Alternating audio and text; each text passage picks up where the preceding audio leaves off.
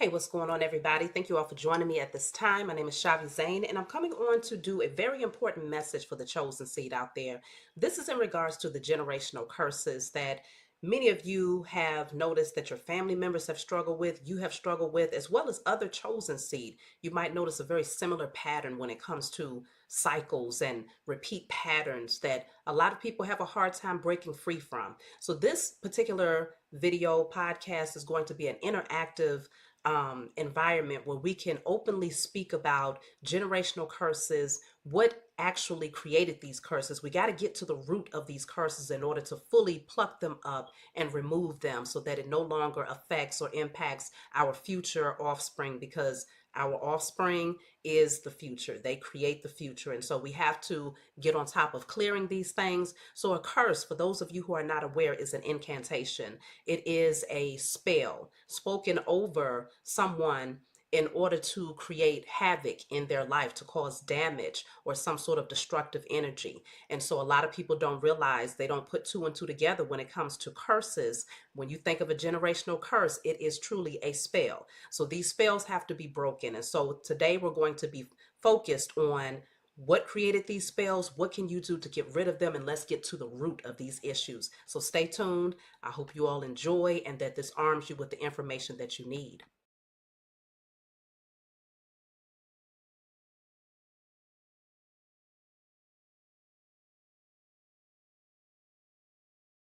All right, let me unmute my mic. How's everybody doing out there? Welcome to everybody that's in the chat. I appreciate y'all coming in to support the cause. We definitely got to come together and do this together because, believe it or not, when other people break generational cycles off of their lineage, it actually impacts you and your lineage in a very positive way, because now we're shaking the energy. We're shaking the energy in the universe, okay? It's damaging the agenda of the powers that were. So we're going to jump in. I have unconditionally Jessica, who is going to be joining us tonight to tap into the energy. This is going to be an interactive podcast where you all are welcome to come on. We are strictly focused on the subject of generational curses. So I will be welcoming some of you on to talk about the generational curses that you feel have plagued your lineage, and maybe some ways that you have been able to break those cycles. And we can also arm you with the tools that you need to, break more cycles and more chains if you feel like there's certain weak holds. I don't even want to call them strongholds, certain weak holds that still holding you back or holding your lineage back from being able to press forward and to have a certain level of success. So without further ado, I'm going to be bringing Jessica on. So let's see here. Hey, Jessica. Hey, How you doing, hey girl? everyone. I'm fine. I'm fine. That's good. That's good. So me and Jessica have been having some very deep conversations about generational curse breaking. She has some pretty good knowledge on the subject. Most of the chosen seed do, though, because we all have certain generational cycles that have to be broken. So what we're going to be discussing today is a lot of the, you have the none of it is basic, right? But you have the general curses, which usually deals with your wealth. You know what I'm saying? hmm What are some other things, Jessica? Like, Generational curses, wealth, yes, health, that's right. um, even spiritual beliefs, because that can get dark. Um, and what else? It's a lot. Definitely the Addictions. breakdown of the family. Oh yes, addictions and the Yeah, that's a breakdown of the strong one. family dynamic is a really big Yes. one too. Mm-hmm. Um, a while back, I did a message in regards to the curses of Deuteronomy, and those curses actually consist of a lot of the things that we struggle with.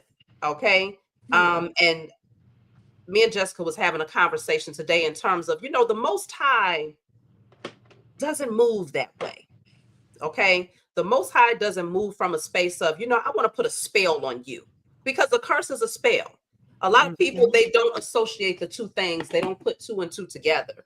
A curse is literally an incantation, a spell, a chant spoken over a person in order to cause some sort of blockage in their life. So when you're talking about generational curses, we are literally talking about a repeat pattern from one generation to the next that is never ending. So Mm-hmm.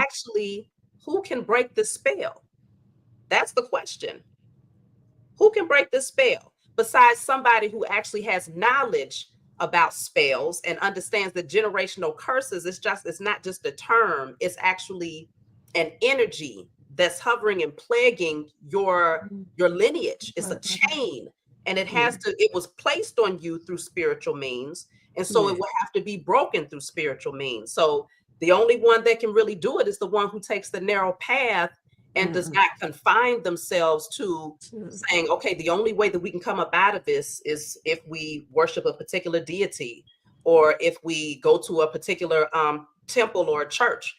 We start to see that no, the Most High armed us with tools that are far greater than what's been handed to us. The things that they gave us is watered down, very useless tools mm-hmm. that has not been enough to break the cycle on our family. So, Jessica, do you notice a particular pattern on your end where you feel like that's something that needs to be broken? Yes, I on my end, I notice just a lot of the generational energies that we mentioned earlier, as far as addictions. Sometimes, just even the lack of a father figure being in the home, and having to deal with the burden of that, because a lot of times that's Aquarius. That's the theme for Aquarius, with Saturn being the representing the father. You know, and yeah, I had my fair share, and Yes, still working through it. I'm still still working through it. trying. I'm still transmuting. So. Yeah, because the chains, they're meant to be very strong links that you're not, it's not Mhm. meant to be broke. It's not meant to be broken by the one who put the curse over you, except the only way that you can actually break out of it is to first break out of the matrix. You got to break out of the illusion Yes. that it doesn't exist. A lot of Mhm. times people are just walking and they feel like, okay, well, it's normal to be in lack. It's Mhm. normal to deal with Yes. health issues because my mama had health issues, my daddy had health issues, auntie, uncle, grandma. And so you accept it as being a part of life. Yeah. But Or this is once you just the hand that was dealt to me. My yes, son actually told me that. wow. Yeah. And see, that's a common theme. I mean, I'm not surprised, but it Mhm. is a common theme because even in the religious structure, they tell you suffer long and suffer strong. Eventually Yeah. in the next life, when you transition, that's when you'll be able to experience a piece of heaven. But the Most High did not send us here to live in hell.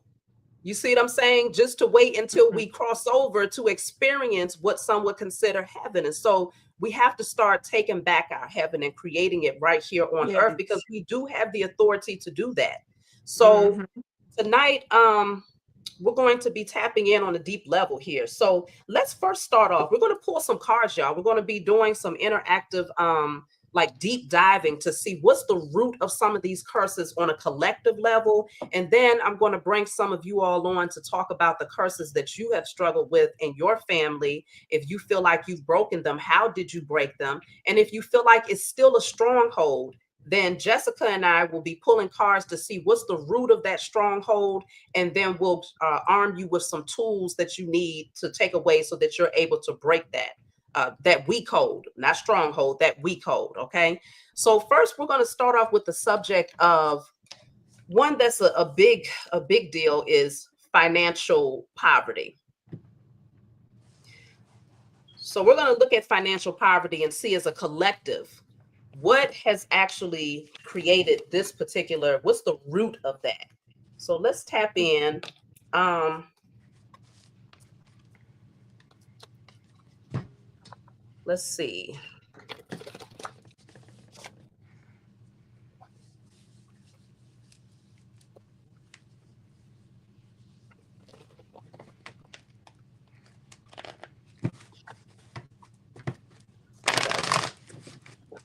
So we're looking at poverty here. Yeah, D, you're definitely welcome to come on. It's going to be open. I'm going to be leaving the link below. Um, Matter of fact, let me go ahead and copy and paste that now before I forget.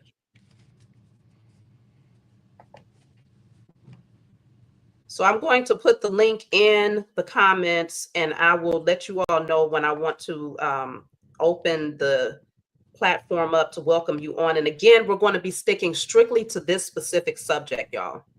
So I do want to start off with, I pulled from my declare and decree deck on my end, Jessica, just to see what I'm starting off with as far as what's creating the financial blockages. And I have Mhm. all demonic forces within my energy are destroyed in spirit and in flesh. Now, my dog Nugget practically tried to tear through this card, but we're talking about demonic forces here. Mhm. Um, Within my energy are destroyed in spirit and in flesh. So that's pretty interesting to start off with, as getting down to the root of financial curses. So then we have to look into, what did you get on your end? Well, I dealt 3 cards. I'm using the how you say it, Murrock X deck. Okay. And Okay. this actually deal with money blockages. So Mm-hmm. I have fear of missing out. Now this card was at the bottom of the deck. I just knew it was gonna come back out, and it did. And it's so often wishing that you were somewhere other than where you are right now. Um, Mm. and also imaginary blocks. The fears of being blocked or having many obstacles to face are imaginary. Bad decisions is another one. That's you ignore your intuition and you suffer the effects of just bad decisions. So that ties into what you were saying earlier, pretty much, especially the fear of missing out. Um, Knowing how to be present in the midst of your reality. Mm. Because and this reminds me so much of Pisces energy, because that's an escapist energy, not willing to, face reality and wanting to live in a world of illusion, not really having the boundaries or the courage, the strength to stand flat footed and, not endure hardship as a good soldier, but just learning how to be content where you are, believing, well, not just believing but actually knowing, because Yes. that's rooted, that grounds you. When it's Mm-hmm. one thing to believe, but to know, that grounds you in your belief. So Yes. when you know who you are, when you know who you serve, when you know whose you are, it Mm-hmm. lifts you up. You tap into your higher self, and you can transmute energy, and you can have the mindset of, hey, pain is meant to be felt. This is where I'm at now, but I can transmute this energy. I can Yes. still be my best self in this dark place. From You right where you are. Yes. So starting from where you are. So then when you're talking about illusions, because I feel like that's what these demonic forces come in to bring. Mm-hmm. Illusions, so that you're not able to see your situation Yeah. clearly. This is the root of the spell work when it comes to Mm-hmm. financial strife and poverty for the collective, is the trickster spirit that comes in to tell you that that job is the only position that you can maintain because you don't know enough to do something different, or you're not creative enough to create multiple streams of income, or Mm-hmm. the illusion that because no one in your family has ever been able to make it to 100,000, 200,000, $1 million status, that it's the norm to stay in a position where you get the bare minimum, or the Mm-hmm. illusion that you have to work hard in order to live a life of wealth and luxury. These are all illusions that demonic Mm-hmm. forces come in to bring. And that's what is a large part of the root of these generational cycles. So definitely I agree with what you're saying, Jessica, as far as, starting from where you are, when you're able to, one thing that I can say I learned is when I had to stay in that hotel room. Mm-hmm. I went from having my own place, where my children had all of their bedrooms, and we was able to have our privacy, close the doors if we needed to, and it was definitely enough space for us, right? But when I was placed in that position of being in a room, that's when I realized we always had more than enough space. Because when I had enough space, I felt like I didn't have enough space. I'm looking around like we ain't got enough room. But when I got into that hotel room and we stayed there for 2 years, that's when I realized like our one little body can't even take up a whole room. You see what I'm saying? It can't even take up a whole, practically a whole closet space. So it's like you have to learn how to look around and realize, do I really have everything that I need right here, right now? And Mm. once you recognize, okay, I have my breath, I have my health, I have my sane mind, I have food on the table, I got a hot shower, I got a bed to lay in, then Mm-hmm. come out of that mindset that you don't have enough, then Yeah. suddenly things start coming to you because it's like, okay, well, you outgrew the mindset that told you that you was in lack. So because you Mm-hmm. outgrew that mindset, I'm going to open. You have expanded. You have grown. You've Yeah. expanded. Your consciousness has expanded. So because you've expanded, you've outgrown this small space. So now I got to open it up for you. I got to give you a bigger house now because Mm-hmm. you've come out of that lack mentality. So the root of your financial generational curse is demonic forces that's creating illusions for you. So you have to clear all demonic forces that's within your Mm-hmm. energy and within the energy of your bloodline. You want to write that down on paper and burn it. um did you get anything else, Jessica, as far as what can be done to break that cycle? Like, what cards would you pull for that to break the cycle of generational strife and poverty? To break the cycle, let's see. Yeah, and I'll pull some cards over here too. How many of you in the chat would say that generational poverty? Have you noticed that in your bloodline? Have you noticed a pattern of that? Just let me know in the chat. Has that been an issue for yourself and your loved ones?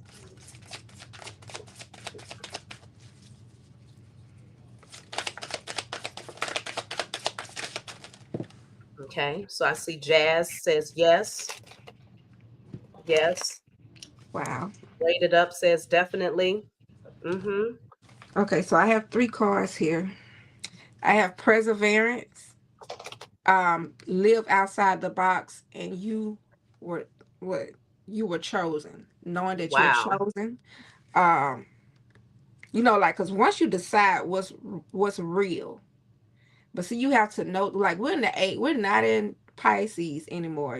Where we can, where it's easy for us to succumb to that escapist, dealing with illusions, like with us being in this new energy of Aquarius, which is the age of truth, the age of awakening, standing flat footed and enduring things. That's the energy that we're in. You'll be able to persevere, and just see what the end is going to look like without fear, you Mm-hmm. know and so living outside the box, like you were saying, once you decide what's real, like I was saying, knowing who you are, whose you are, um, you can live outside the box because you then begin to create from a space of what is it? From a space Like of infinite possibilities, would you say? yes, yes, because you're not in that low vibrating energy. So Mm-hmm. you have to, like, if you're being pushed, you're being propelled out of, once you do the work, and it's just as simple as sometimes just gratitude, it's simple, journaling, or shadow work. That's what they call it. Um, Oh yes. so live outside the box and know And that the you thing is, chose. no, and yes, that chosen is vital right there. The fact that that Mhm. came out and we're addressing the chosen seed and generational curses that happens over the Yes. chosen seed. The fact that it's saying the way that you can break free from it is to know that you are chosen is a big deal because Hmm. it's putting more emphasis on the fact that you are not just anybody. Yeah. So because you're not just anybody, you have authority that a lot of people do not possess because you have access to a source that a Yeah. lot of people don't have access to. So it's Yeah. like that's a big Mm. deal when just that knowledge of knowing Yeah. the knowledge itself that Yes. will break the chain of poverty, just knowing that the Most High Mother and Father is your Yes. reference point and that they are the creators of all things. And so if they create all things, then nothing will be withheld from you. When you Mm-hmm. have a child, when you have your own children, for those of you who have children out there, and this is a real question, when you have children, when they do well, often are you able to tell them no when they ask you for something? Just because you have children, when Yeah. I'm talking about when they're doing well and they are, let's just say they're putting their best foot forward. Look It's for, not about yeah, them being perfect, but they're putting their best foot forward. that How part. often are you able to look at them and tell them no when they ask you for something?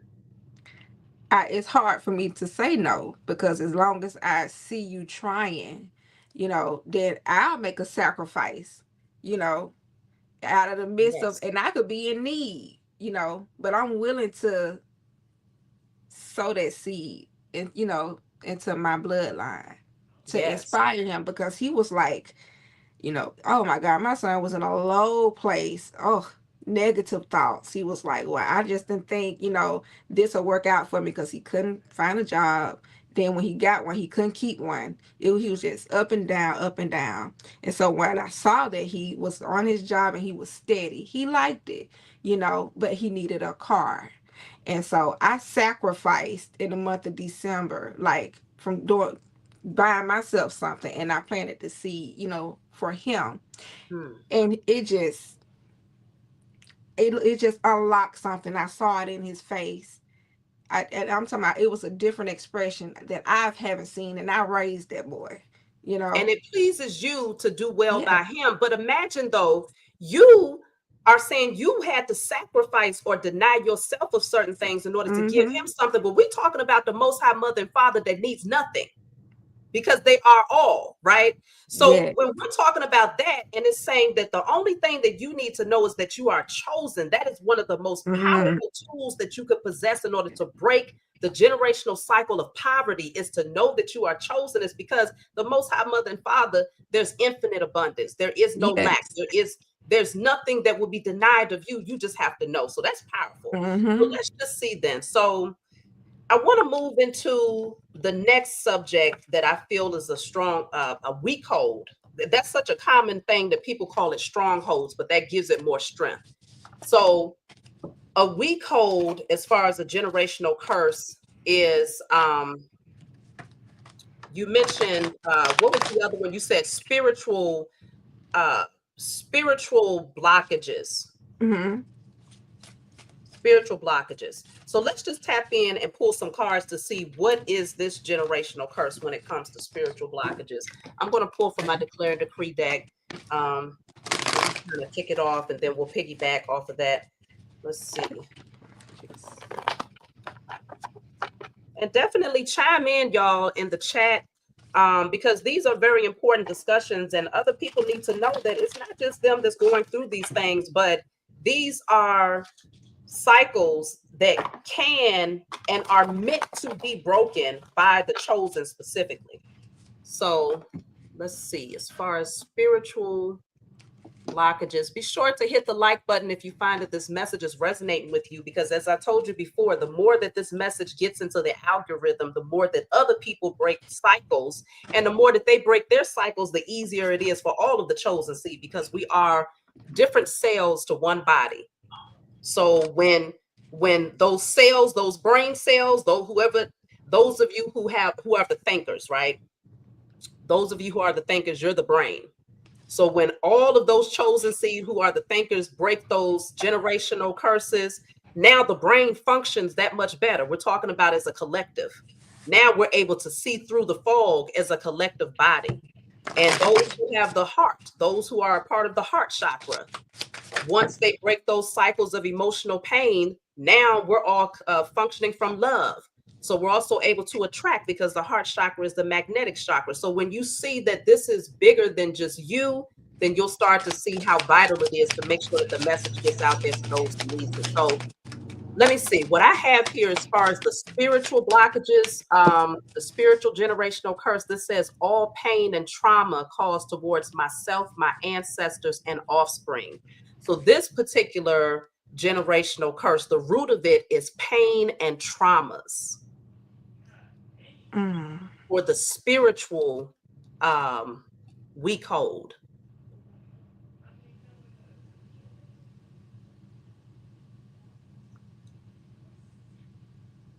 So what do you see over there, Jessica? Okay, I use the same deck, and I have. And what's the question again? As far as What's the generational curse when it comes to like the spiritual blockages. So, in other words, you feel cut off when it comes to your connection to the Most High and your spiritual team. You feel there's a lack of faith, there's a lack of strength or power to endure because you don't see beyond the 3D. You see what I'm saying? uh-huh. So okay, the first card I got was you're on the right path now. I'm seeing this from a different angle. So this person here, like a lot of times, when you first start your spiritual journey, it says, let me read it. Even if you're not sure, keep going. Eventually, you will get to your destination. A lot of times, you know, starting something new, um, you become unsure, you know, and it rocks you. And sometimes it can rock you right out of your position. So this is a blockage. I can say I resonate with this a lot, because I used to struggle so bad. It was like, and I felt like Charlie Brown, I was in and out, unsure, just back and forward. But, when you're rooted and when you know you're on the right path, that's different, and it's enduring, you Mm-hmm. know. So Yes. So it's and you said the title of that card is what again? it says you're on the right path. Oh, That's okay. what, And that makes a lot of sense because consider we're talking about the generational curse when it comes to the spiritual path. A lot of times people end up at that crossroads because they've been conditioned and trained to believe one particular way is the right way. mm-hmm. So when it's saying you're on the right path, when we're looking at the root of the problem, then you might as well say that card would be in reverse, right? It would Yeah, be people who are in the mindset that they don't know what path to take. They're like kind take. of groping Mm-hmm. in the darkness and just passively existing. So when Yes. you are passively existing, then that means somebody else has control over your existence. Somebody else is able to be your GPS system, like your navigator. They're steering the wheel for you, in other words. And Mm-hmm. so the pain and trauma is actually the root of that. And consider what happens, y'all. I'm going to just ask this to the chat, and I can almost guarantee that most people are going to say the same thing. When you are going through trauma and you are at your lowest point, or maybe not at this point, I'm talking about in the past before y'all awakened, when you was at your lowest point, where did you go? Where's the first place that you went? And then I also want to ask you, when you was in fear, like in that very moment things were scary, who did you call on?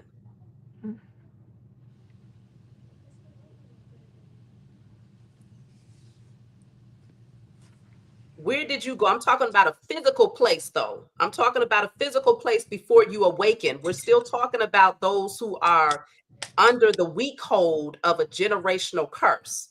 What is the physical place that you went to when life was really lifing on you? So I see some people are saying the mosque. I see a few people are saying the Most church. high. Yeah, I see. Yeah, a lot of people are saying the church. Okay. And yeah. Okay. A lot of people are saying the church. Now, for some of you, one person said they went to their mama. Who did your mama go to? Because, but most people are saying to the church. Mm.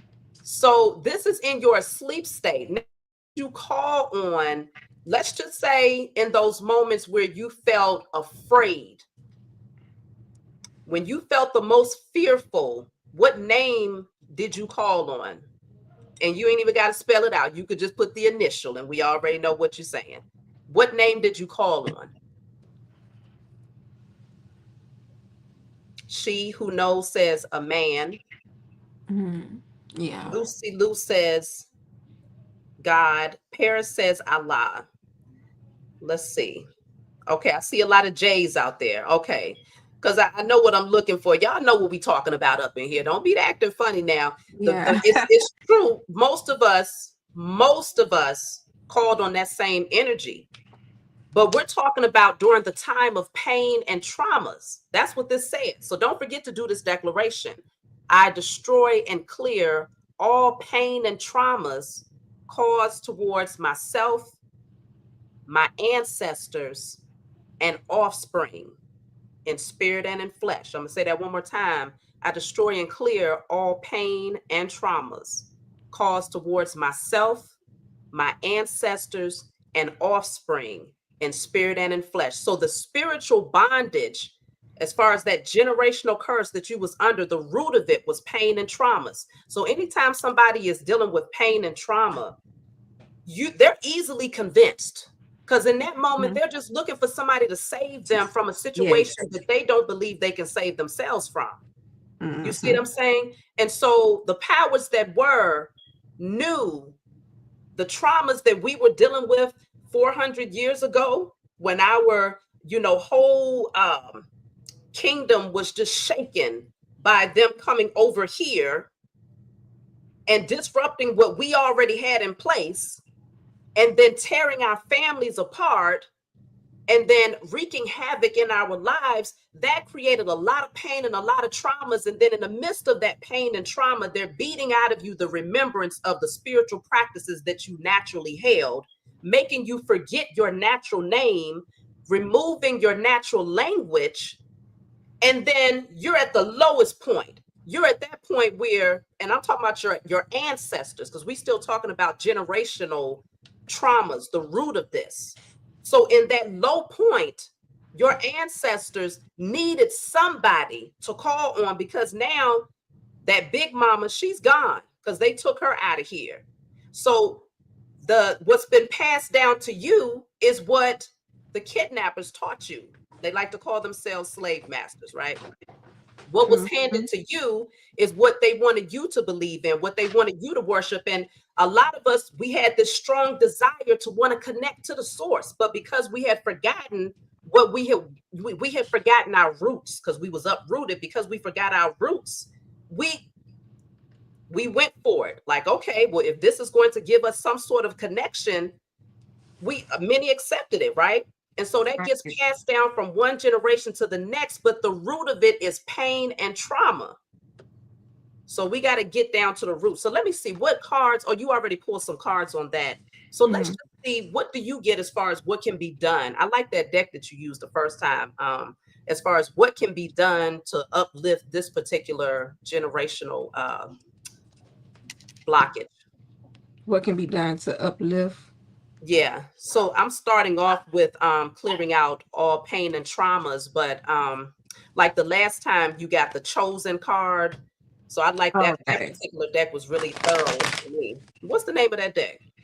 It's the well, she don't oh, this is the higher self, I think. The higher self deck. Oh, that's by MX2. Uh-huh. Oh, Yeah. okay, that must be a new one. I never saw that one. Okay. Let me see.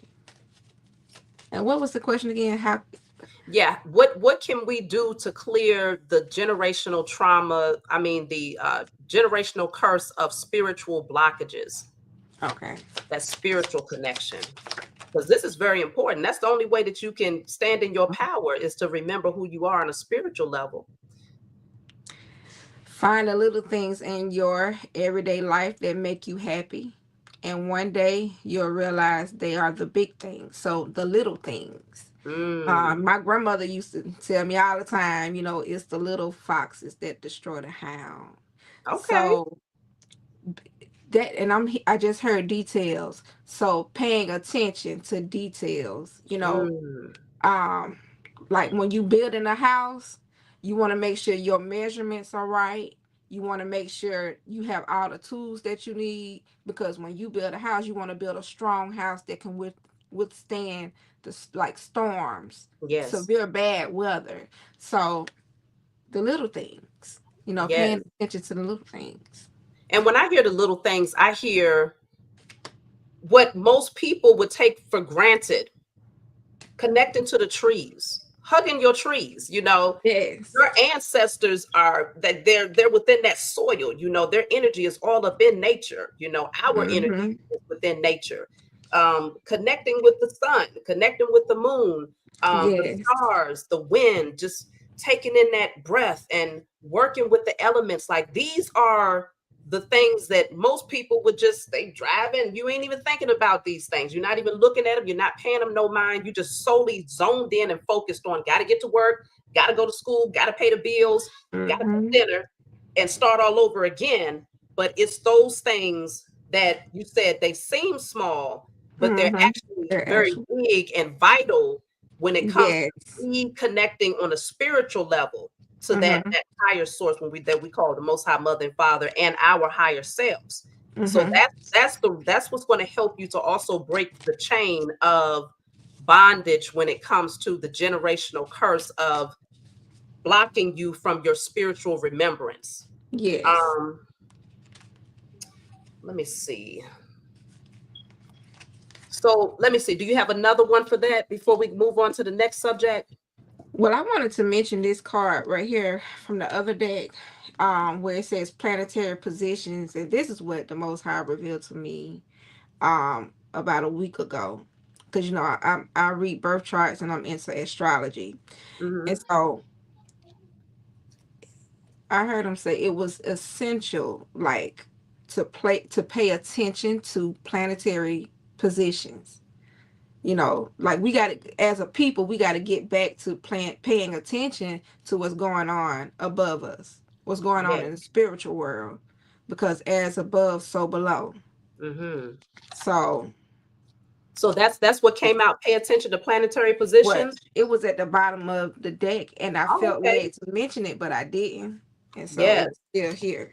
So that's that, and it goes right back to what people was called the little things, because they Mm-hmm. don't realize that those are the big things. You see what I'm Yes. saying? Yes. So that definitely went right along with what came Mm-hmm. out. So that's how you break that cycle, is getting back connected to uh nature, those things that that's vital Mm-hmm. to life.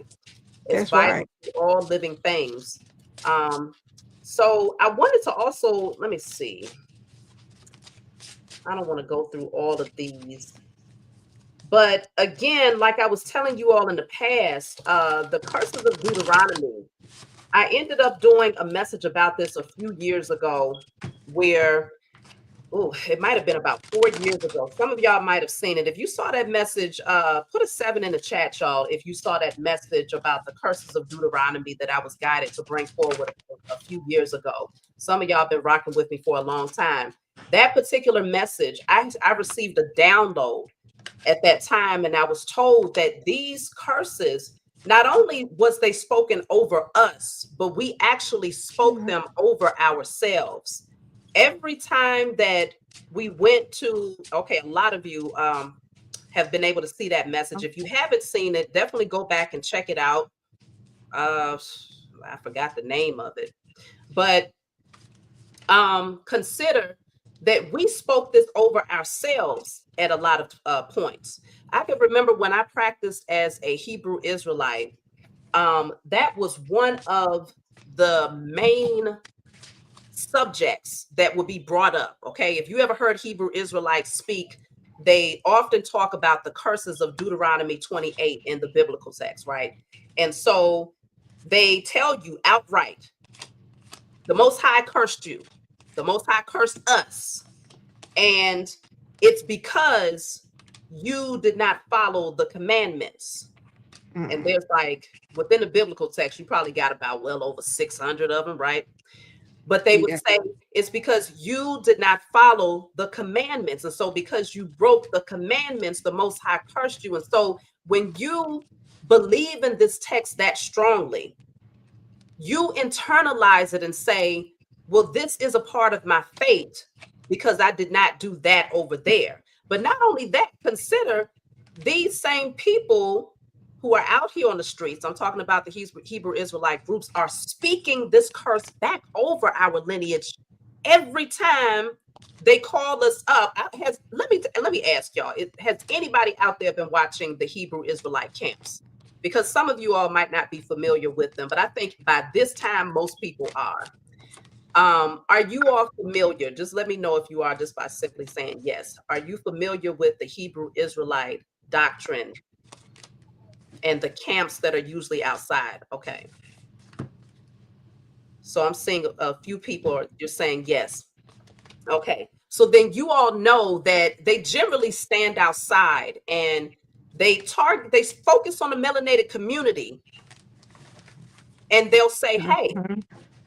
sister, you over there, you're wearing pants. I got to read these curses to you because this is what plagues you and your lineage because you're wearing pants," right? Or, brother, you over there, I know you ate that pork chop sandwich today. So I have to read these curses to you to remind you of why you and your lineage is now bound. So they're speaking and uttering the same incantation over you and your lineage over and over again. And it's coming from the mouths of those who look just like you. These are other melanated beings who hold the power to speak things into existence. And so if you ever walk past one, see, I used to be underneath this particular doctrine, but today, if I had one of them call me over and say, sister, you got on pants, so I got to tell you, you are cursed. I'm going to tell them, your mama and them, you're not going to speak that over my life. I know You that's know, I right. reject that. I rebuke that, because that's them literally putting a spell and reinforcing the same things that you have been working hard to break. Mhm. So we got to be careful with what we allow people to speak over our lives, even when the pastors, because I don't hear too many pastors speaking on Deuteronomy 28. I think they try not to touch the Old Testament too much because Yeah. it is going to show a whole lot of contradictions in the way that they present their messages. Okay. Yeah. So not only contradictions in their messages, but contradictions in their walk. So a lot of them don't touch that too often, but the Hebrew Israelites definitely do. So you want to just be careful with certain things that have been spoken over you. So I say that to say, when I brought that message forward a few years back, the Most High showed me that we needed to write those curses down and Mhm. to declare and decree that they are no longer a hindrance over yourself or your lineage. A lot of y'all did that declaration with me. So that's a very important thing to take note of in this particular message, since we're talking about generational curses. Mhm. So let's see, moving forward then. So I think we covered, Jessica, you feel like we got everything, or do you have anything to add for this particular topic of the spiritual blockages, or do you feel like we've gotten it? Well, I feel like we gotten everything, but what you was just speaking on, that ties into the little things, because people could look at that, and like I said, it can be simple as like expressing gratitude, but there's also a such thing as word curses. Hmm. It pay attention to the little things, whether it's coming from like your mother, your grandmother, like any little thing it Hmm. that's negative or just low vibrational, period. Yes. Know when to return something back or when to rebuke something. Oh, So yes. Yeah, and I think a lot of times people they don't see the significance in certain things that's said to you. mhm. They'll say, okay, you might have that one aunt that's just Bible thumping Betty, right? Yes. Bible thumping Aunt Betty is always ready to pull a scripture, but she'll be the first one to tell you that you're going to hell for something too. Hmm. In that moment, you have to rebuke that energy. You got to say, okay, that energy don't stand with me. I don't receive that. I don't receive that. So you have to do something to transmute and alchemize that energy. Don't ever just Hmm. assume, oh, that's just Aunt Betty. She just Exactly. tripping. No, you don't have to necessarily address it with her directly, but you do want to go and burn and release that spell or that curse or that evil eye that she literally Yes. just tried to project Put on onto you. you, but she's not consciously aware that she's doing that. But also consider, we're talking about our own family putting more strength on a chain that you are Yes. working on breaking. So how often, because most of the time, the ones that tell you that you're going to hell is your own family, It's your family. Yeah. right? So they speaking Yeah. these curses over you Yeah. times 1,000, but not just speaking it over you, but also over themselves, and don't even realize it, because they've been trained to speak a particular language, and they was taught that this is the right thing to say. Mm-hmm. So that's very important, y'all. Pay attention, just like Jessica said, words. Mm-hmm. Don't minimize it just because it's you've heard it 1,000 times before. This is the time of I know. So you know that it's a lot deeper than just words. I was So just about to say that. you was just about to Because, say that. yes, So being in we the definitely on energy the same of page. I know, Mm-hmm. that's why that card came out. Know that you're chosen. Like you have to know because again, that it grounds you. It gives you something to rest your feet on. Yes. So you should find comfort and peace in that. Man, So yeah. absolutely. I agree with you 100%. Well, let me see. I do want to see the next subject, because we did finances, we did spiritual blockages. So the next blockage, because I want to save a particular one. I know my computer is not trying to go dead, and I had this thing charged up all Oh, night, y'all. Okay, hold on. Let me put it on the charger just so we don't have no problems. I need to charge mine too.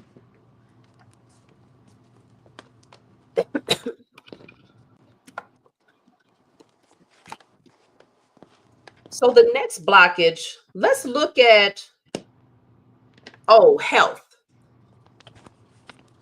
Health. So I'm going to pull from my declare and decree deck. Of course, whatever comes out, you want to write it down and burn it. But we want to see what's the root of this generational curse that creates health issues for your lineage. What is the root of that?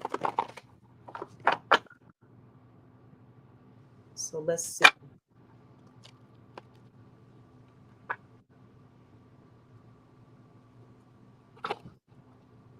So, this is deep. What you got? So this says all energy that blocks my spiritual gifts and insight are destroyed in spirit and in flesh. All energy that blocks my spiritual gifts and insight are destroyed in spirit and in flesh. So this is talking about energy that's blocking your spiritual gifts and your ability to see. That is vital to health. Mm-hmm. Because if you can't see the reality, if you can't see beyond the 3D and you're looking at everything for face value, that's going to cause a whole lot of stress in your life, because you're not able to see beyond the illusion of what's being fed to you. So when your spiritual gifts are blocked, not only can you not see the true nature of what this human experience is all about, you will also be blinded to how to heal yourself when your spiritual gifts are blocked. So you don't realize that even the thoughts that you have, the visions that you have, the ideas that you have, all of this plays a vital role in the cells, the way that your cells um, operate in your body. It plays a vital role in how your DNA expresses itself. All of this stuff matters, literally matters, materializes in your physical body, good or bad. So if you have blockages of your spiritual gifts and your insights, I can see how that would be the root. Other people would say, well, the root is bad habits. I saw some of you all speaking on eating habits. The root is no exercise. Some of you might say that. The root is stress. Some of you might say that. But consider all of those are surface things. As we're talking about the root, this card literally put emphasis on your spiritual gifts and your ability to see things from a spiritual perspective. That is a deep root right there. That's one thing that most people wouldn't even think about when it comes to physical health. So this is the root of the generational curse of illness in your family, is the blockage of your spiritual gifts and insight. Jessica, what do you have on your end? Okay, so I'm using another one of her decks, but this is like the shadow, so it deals with shadow energy. So I'm viewing these as blockages as well. So I have the depressed shadow, depressed shadow. It says there are wounds that needs to be addressed and healed. Explore your childhood wounds. Um, I would like to say this. When you're dealing with some deep rooted hurt and you're walking around in like a low energy, is I mean, you have no vitality. Hmm. So you don't know that you're depressed. You just know that, you're low. Your energy's low. Everything about you is low. And it's almost like you're blue, in so many words. Just to paint a picture. Um, this affects your health, and it affects your health in a way to where it steals time away from you. Hmm. So, because I've been here Yeah. for a long time, because I didn't grieve my father. Mm. I felt like I had to be strong, for my siblings. I felt like I wasn't supposed to cry, you know. Um, and it was a long term depression is toxic. It steals from you. Oh yeah. So that affects your health. Um, Yes. And it I actually it go ahead. Go ahead. You was about to say I something? also got the unforgiving shadow, and this is important to hear. When you do not forgive someone, it affects you physically, and it Hmm. causes energy to build up in places in your body. So I'm hearing chakras. So some of y'all, if you don't know about chakras, look into it. And I'm also hearing root work. Hmm. Because some of us have rooted things like, and it's passed down, from generations that has to be plucked up. But it's going to have to take a purging. You have to go through the purging process. So this unforgiving shadow is this is a plague in the black community to me, because Unforgiveness. yes, I had a girl, and not just one girl, not two, not three, multiple girls, because a lot of people like to talk to me. I'm of Aquarius energy, but most girls said to me they didn't like their fathers, hated their fathers, and this man been in the grave, for years, and they would all say, and I still hate him. If he this, that, and that, or the other, I spit on him. And I'm like, well, he's dead, you know, unforgiveness. And to this day, I know for a fact one is sick now because she hasn't released that energy, you know. Hmm. So that's another blockage. So Yes. it's Yeah, very that's toxic. vital. And did you Yeah. have another one that came out? Yes. The other one is caddy. The caddy shadow. It says subtly or indirectly insults to hurt someone. Oh, mean, petty, spiteful, and smugness. Detox the part of yourself that resonates with toxic behavior and be let your moods to be your teacher. Hmm. So this is just paying attention, to your energy. Okay. And this is very toxic.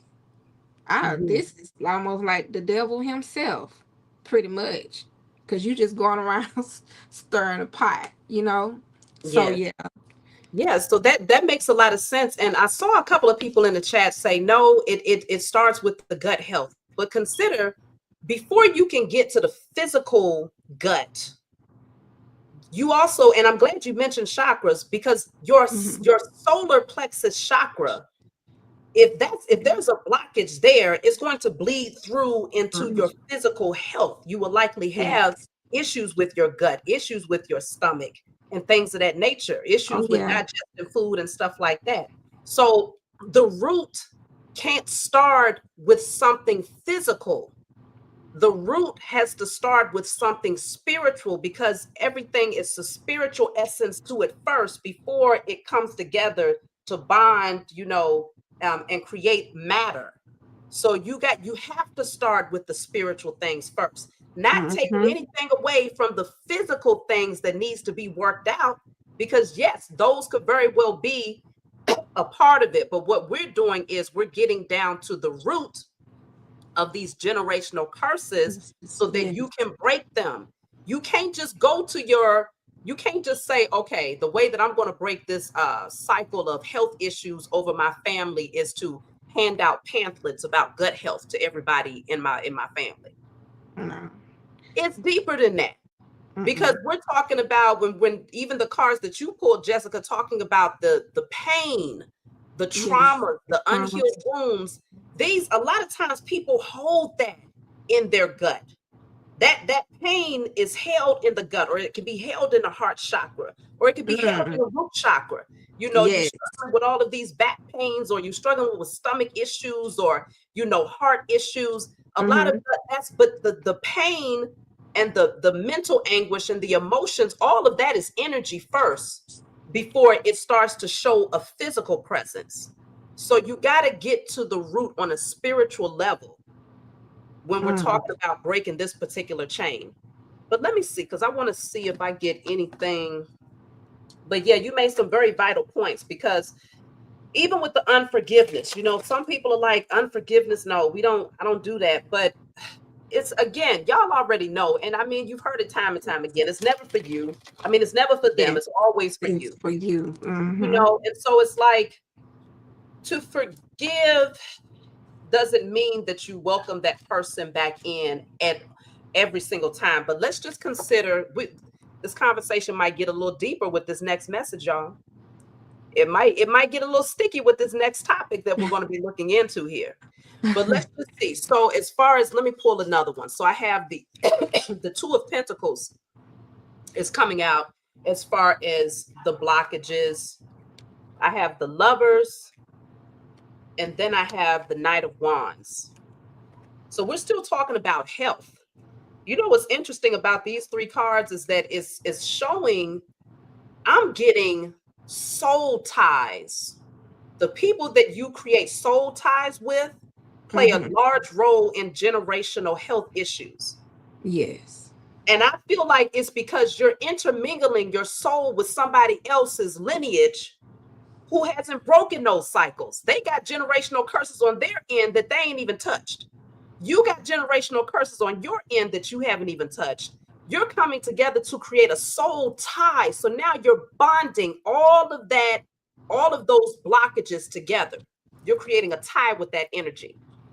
So now not only are you carrying the weight of your lineage, but now you carrying the weight of their lineage, and don't let you come together and create children, because now those children carry the weight of both sides, and neither one has done the work to free yourselves from that Mm. generational blockage. And that's why when I come forward, and I've many of you have done the declaration with me as far as the generational curse breaking, and it says, I destroy and I declare and decree all generational curses over myself, my ancestors, my offspring, the parents of my children, and their ancestors is now destroyed in spirit and in flesh. You got to break it on both sides, not just from your family. If you have offspring, you have to break it off of the lineage of your children, the father or the mother of your children, especially if they're not taking on that assignment to do it themselves. Oh, So when we yeah. get back to the subject of health, when you're looking at this, Jessica, consider the Two of Pentacles is juggling, right? It's never, Mm-hmm. it's like, a lot of times we see it as the card of trying to make a decision, right? Even Yeah. with the Lovers, that's trying to Yeah. make a That's two. decision. And then the Knight of Wands is the player's card, right? Yes. So you got all of these soul ties. Even, Mm-hmm. let's just say you don't even decide to be in a relationship with this particular person. The more people that you have sexual contact with, 99.9% of those people are still struggling with generational curses that have Versus. not been Mm-hmm. broken. So you Yeah. have tied your soul to these energies. So let's just say you've been with, let's just throw a number out there, 30 people, right? Got y'all. So you're talking about the generational curses that's on their mother and father side.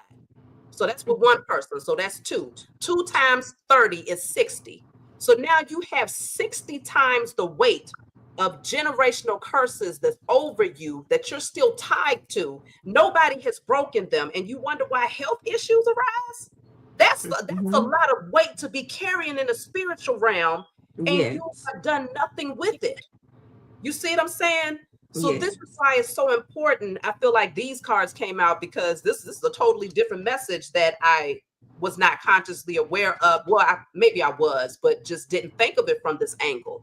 What do you think about that, Jessica, as far as soul ties being a hindrance on the health of a lineage?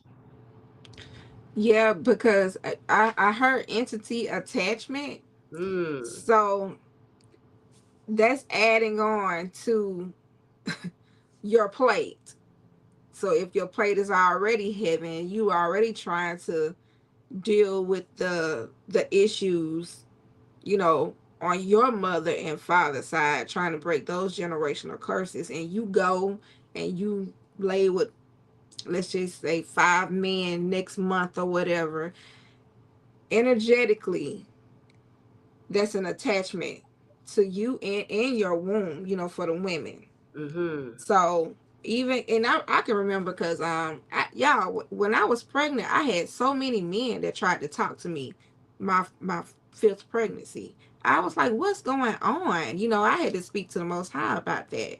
And it wasn't that I was tempted to have, sexual intercourse with anybody else, because I've never had to do that, because I mm-hmm, I just automatically knew that I belonged to my kid's father, you mm-hmm. know.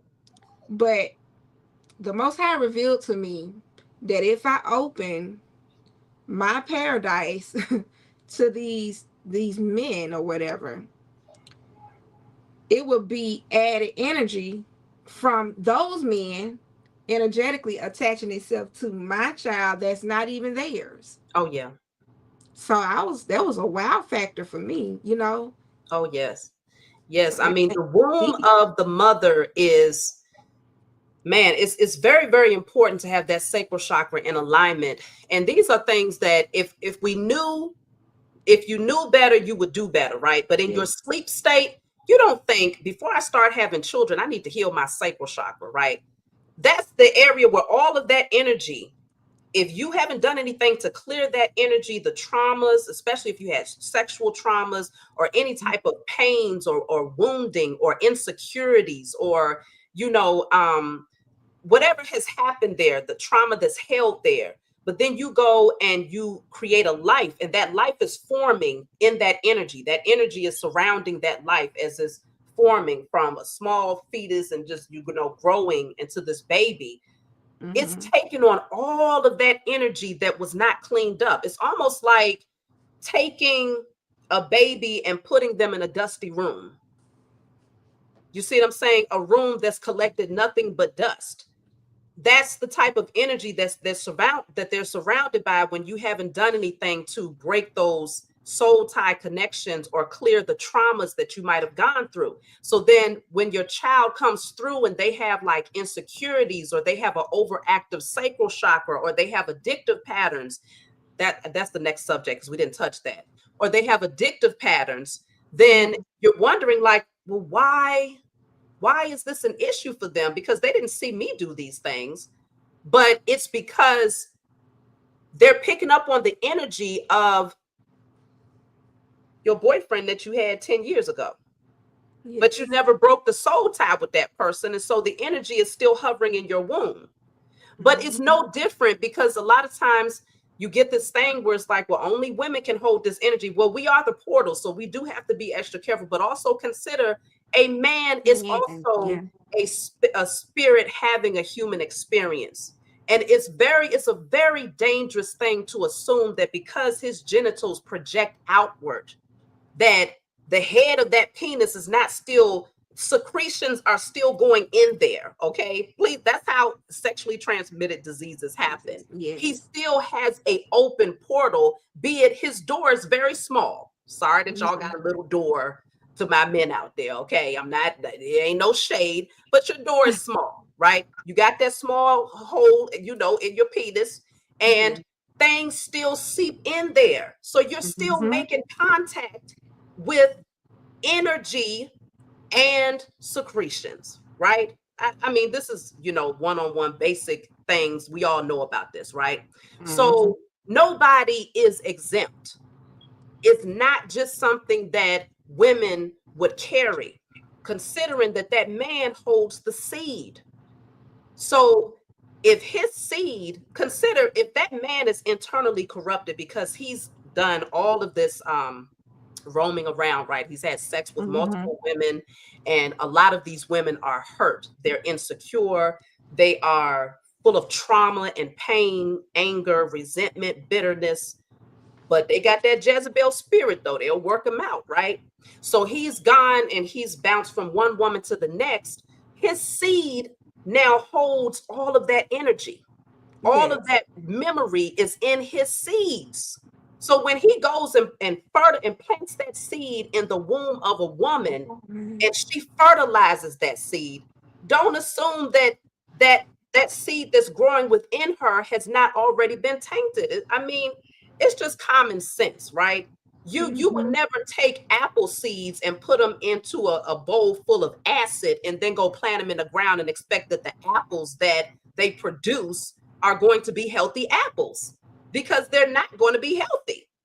So the seed has to be healthy too. So we got to Yes. stop with this mindset. This patriarchal system has a lot of men thinking that they can just go and share their sexual energy with multiple people, and it bears no consequence when it comes to generational curses and blockages. That is the biggest lie ever told on the face of this earth. Okay? So, with that being said, getting back to the subject of health, this is showing us that the root is the blockage of your spiritual gifts and insight. Not being able to see things from a spiritual perspective is creating health issues for the lineage. And also, forgetting the spiritual gifts that you possess, your ability to heal and alchemize that energy, and to use herbal remedies and to connect with nature and to use, different tools, Mm-hmm. frequencies and sun gazing, and taking salt baths and speaking life over your organs and over your food, like all of these things, putting your foot in it, right? Putting your foot in your food. When they say put your foot in it, they're talking about put your soul in it. That's what it is. The sole of your foot. That's putting your soul into it. So you Yes. that's alchemy in and of itself.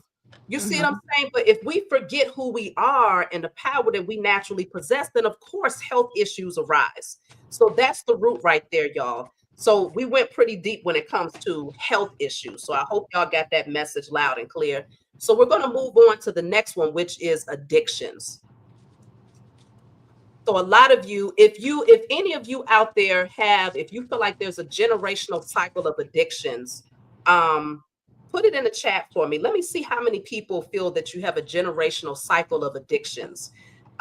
Whether it's addictions to food, addictions to gambling, addictions to substance, addictions to sex. Not saying that this is your addiction per se, but I'm saying, do you notice a pattern in your lineage?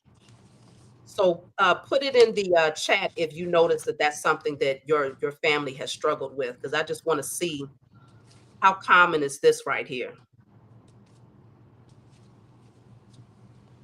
hmm What about you, Jessica? Do you feel like, because I can say for sure in my family, addictions has been a common theme. I personally was addicted. Y'all already know I was addicted to porn and doggone weed for many years. But I was able to break that cycle of addictions and pleasure seeking behavior patterns. So do you notice that that's like an addictive thing in your lineage at all? Well, It's not it may not be substance, you see what I'm saying? But yet. alcohol or like just anything that's being done habitually, that's like they just can't will be without it. There's no Or life they with. feel like they can't be without. Because I was just gonna say, like, I know on one side of my family, um, you have to have a man. Mm, They have to have a man, you know, um, and that, me growing up in that and seeing the energy of these men, I was, it just went for me. Okay. Yeah, Okay. so yeah, So maybe the addiction of it's the needing, like codependency, because codependency. Yeah, codependency is also addictive, needing yes. that validation or emotional stimulation. And for some, a lot of people that are serial daters, they might have a sexual addiction because they want to make sure they got that thing right there in the bed every day. That Even if part. they're in a monogamous relationship, it Hmm. could still be, so it could be connected to that in some ways too. Hmm. But okay, so then I see a lot of you are saying that that's been an issue. So this is big. So let's see. I want Hmm. to pull the cards and see what is the root of addictions um, when it comes to your lineage for the chosen seed. What is the root? So we can go ahead and clear that out. And we're going to have one more subject after this, and then I'm going to start welcoming those of you who want to come on and discuss strictly the generational curses that you've noticed in your That's family. the roots. So let me see. Concerning addictions, what is the root of addictions? Okay. So did this come out earlier? No. Okay. This one says all energy that blocks my connection to the most high and my spiritual team. All energy that blocks my connection to the Most High and my spiritual team are now destroyed in spirit and in flesh. So you want to write this down and burn it. This is the root of addictions in your lineage. Energy that blocks your connection to the Most High and your spiritual team is the root of addictions in your lineage. So, what I'm gathering from this right away is we're talking about the most high, that connection to the most high. Most people who have addictions are seeking something that makes them feel high in a Hmm. moment, right? They need to feel elevated or above their situation. Even if it's something as simple as eating that pork chop sandwich. You know what I'm saying? You should have had one. You really shouldn't have one. I mean, I don't mess with the pork spine like that, but you should have had one, but you ate three, right? Three pork chop sandwiches, each sitting. You know good and damn well you didn't need three with extra ketchup, right? So then it's like that's that high that you feel in that moment that says this takes me away from my reality. It feels good right now to just indulge in this. Or we're talking about addictions. When we're talking about being, using weed.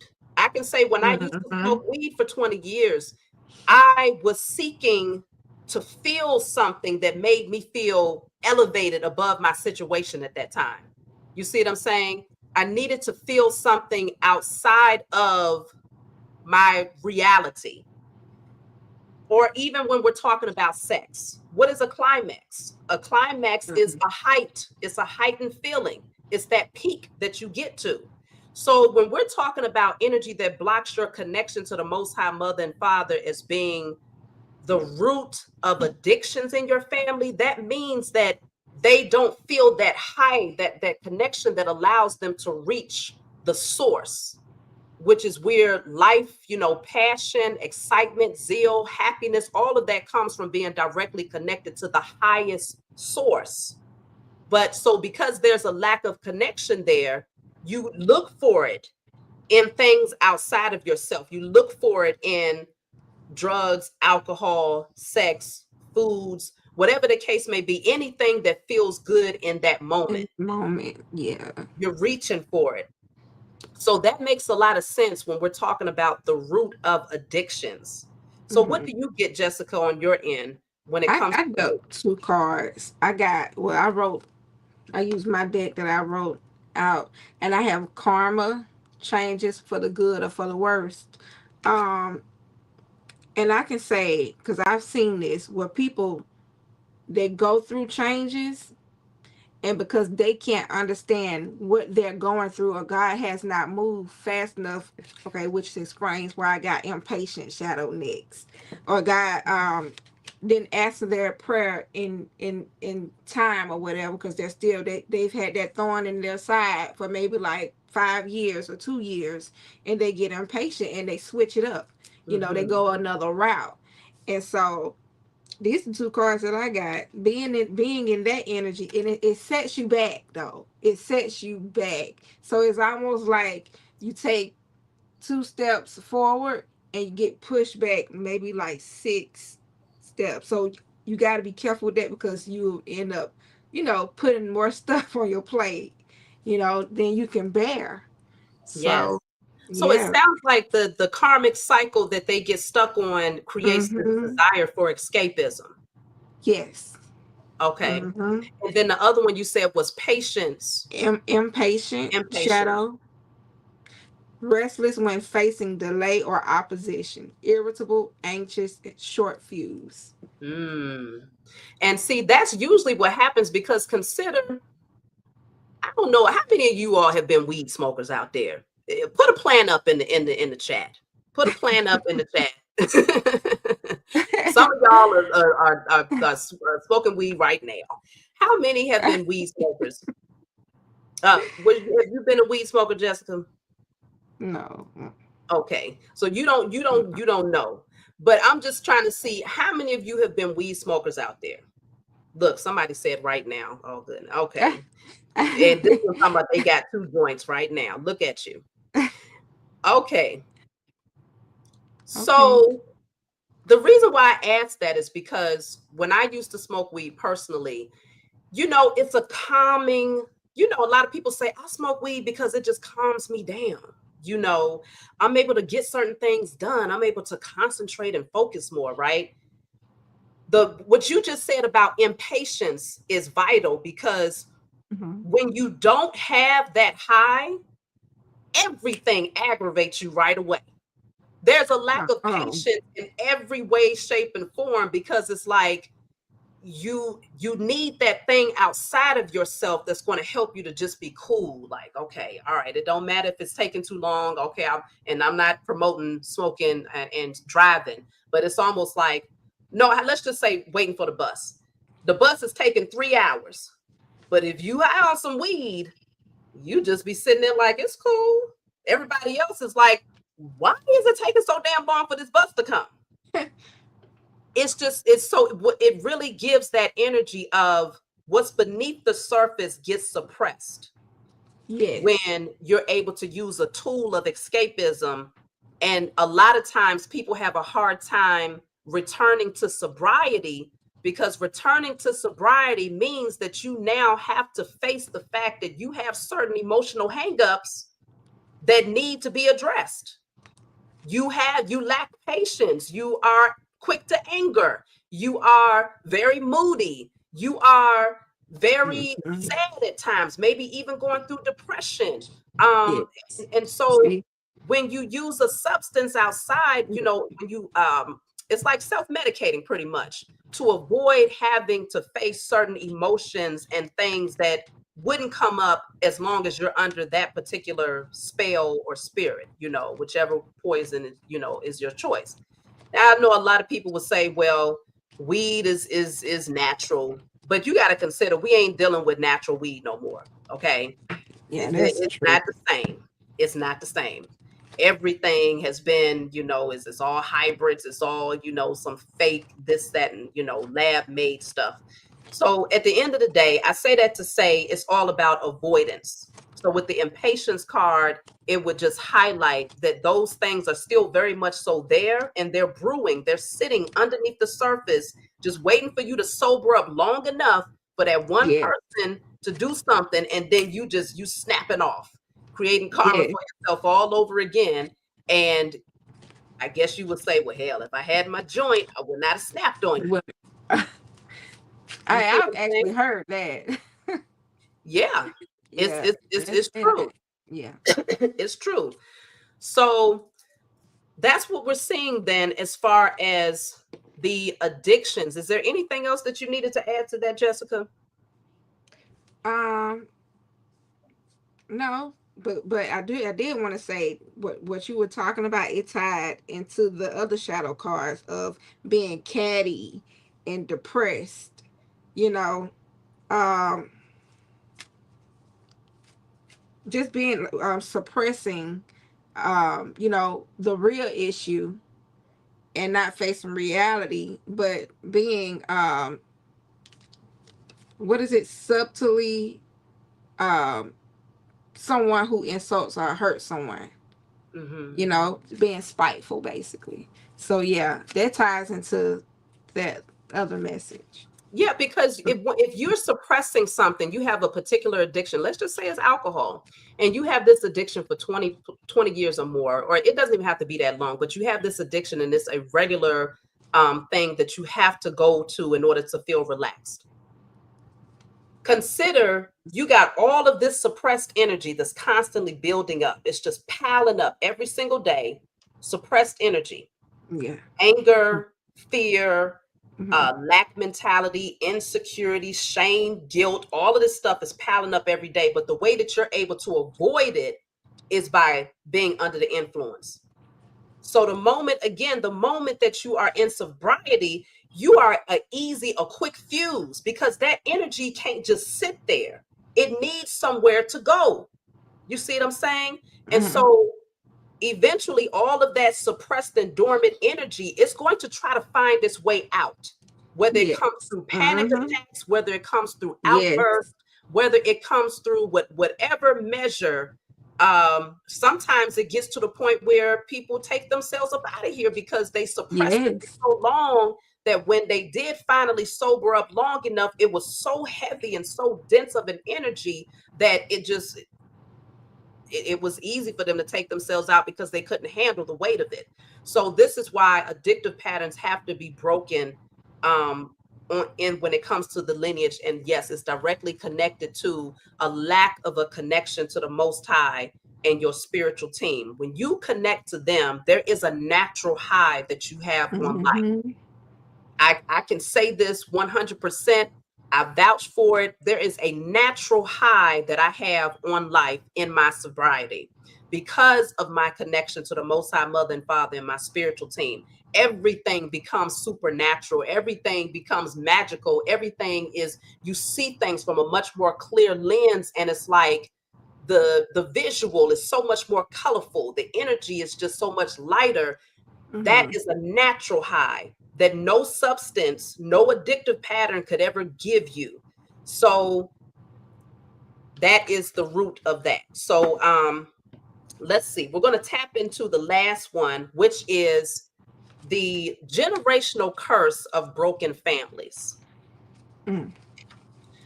So let's see where this goes, because how many of you out there, let's just see, because I feel like this one right here might take the cake for all of us. How many of you out there have the generational curse of broken households, where there's only one parent in the household, or the children are in foster care, or whatever the case may be? How many of you can attest to having that as a common theme? That doesn't mean it was your house specifically, but I'm talking about, you look at your aunt, your uncles, your cousins, your sisters, your brothers. Um, how many of you can attest to that? Okay.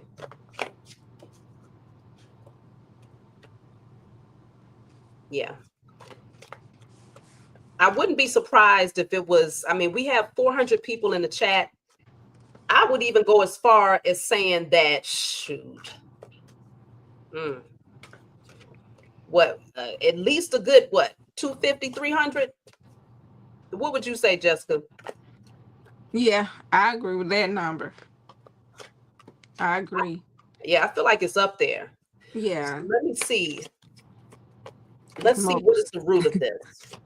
What is the root of that particular curse? So, dang, it came out again. What's this one again? What's the The particular? for the broken families. Oh, okay. So I'm gonna pull two cards because this one literally just came out. Y'all saw me shuffle. This says all energy that blocks my connection to the Most High and my spiritual team. Yeah. I want to take one more just to piggyback off of that. Okay, that was too many. Hold on one second. I'm not going to pick that up. I don't feel like bending all the way over. Let me see. What is the root of the broken families?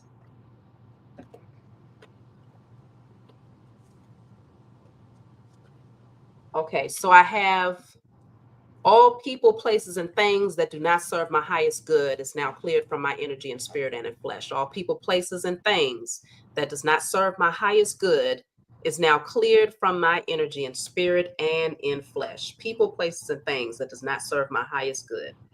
So, okay. Broken families. First, we're starting off with the lack of connection to the Most High. That's a no-brainer right there. You see what I'm saying? If you Mm-hmm. don't feel connected to your spiritual mother and father, how can you become one in the natural realm and be able to uphold a family and create generations that understand the importance of a mother and a father in a household?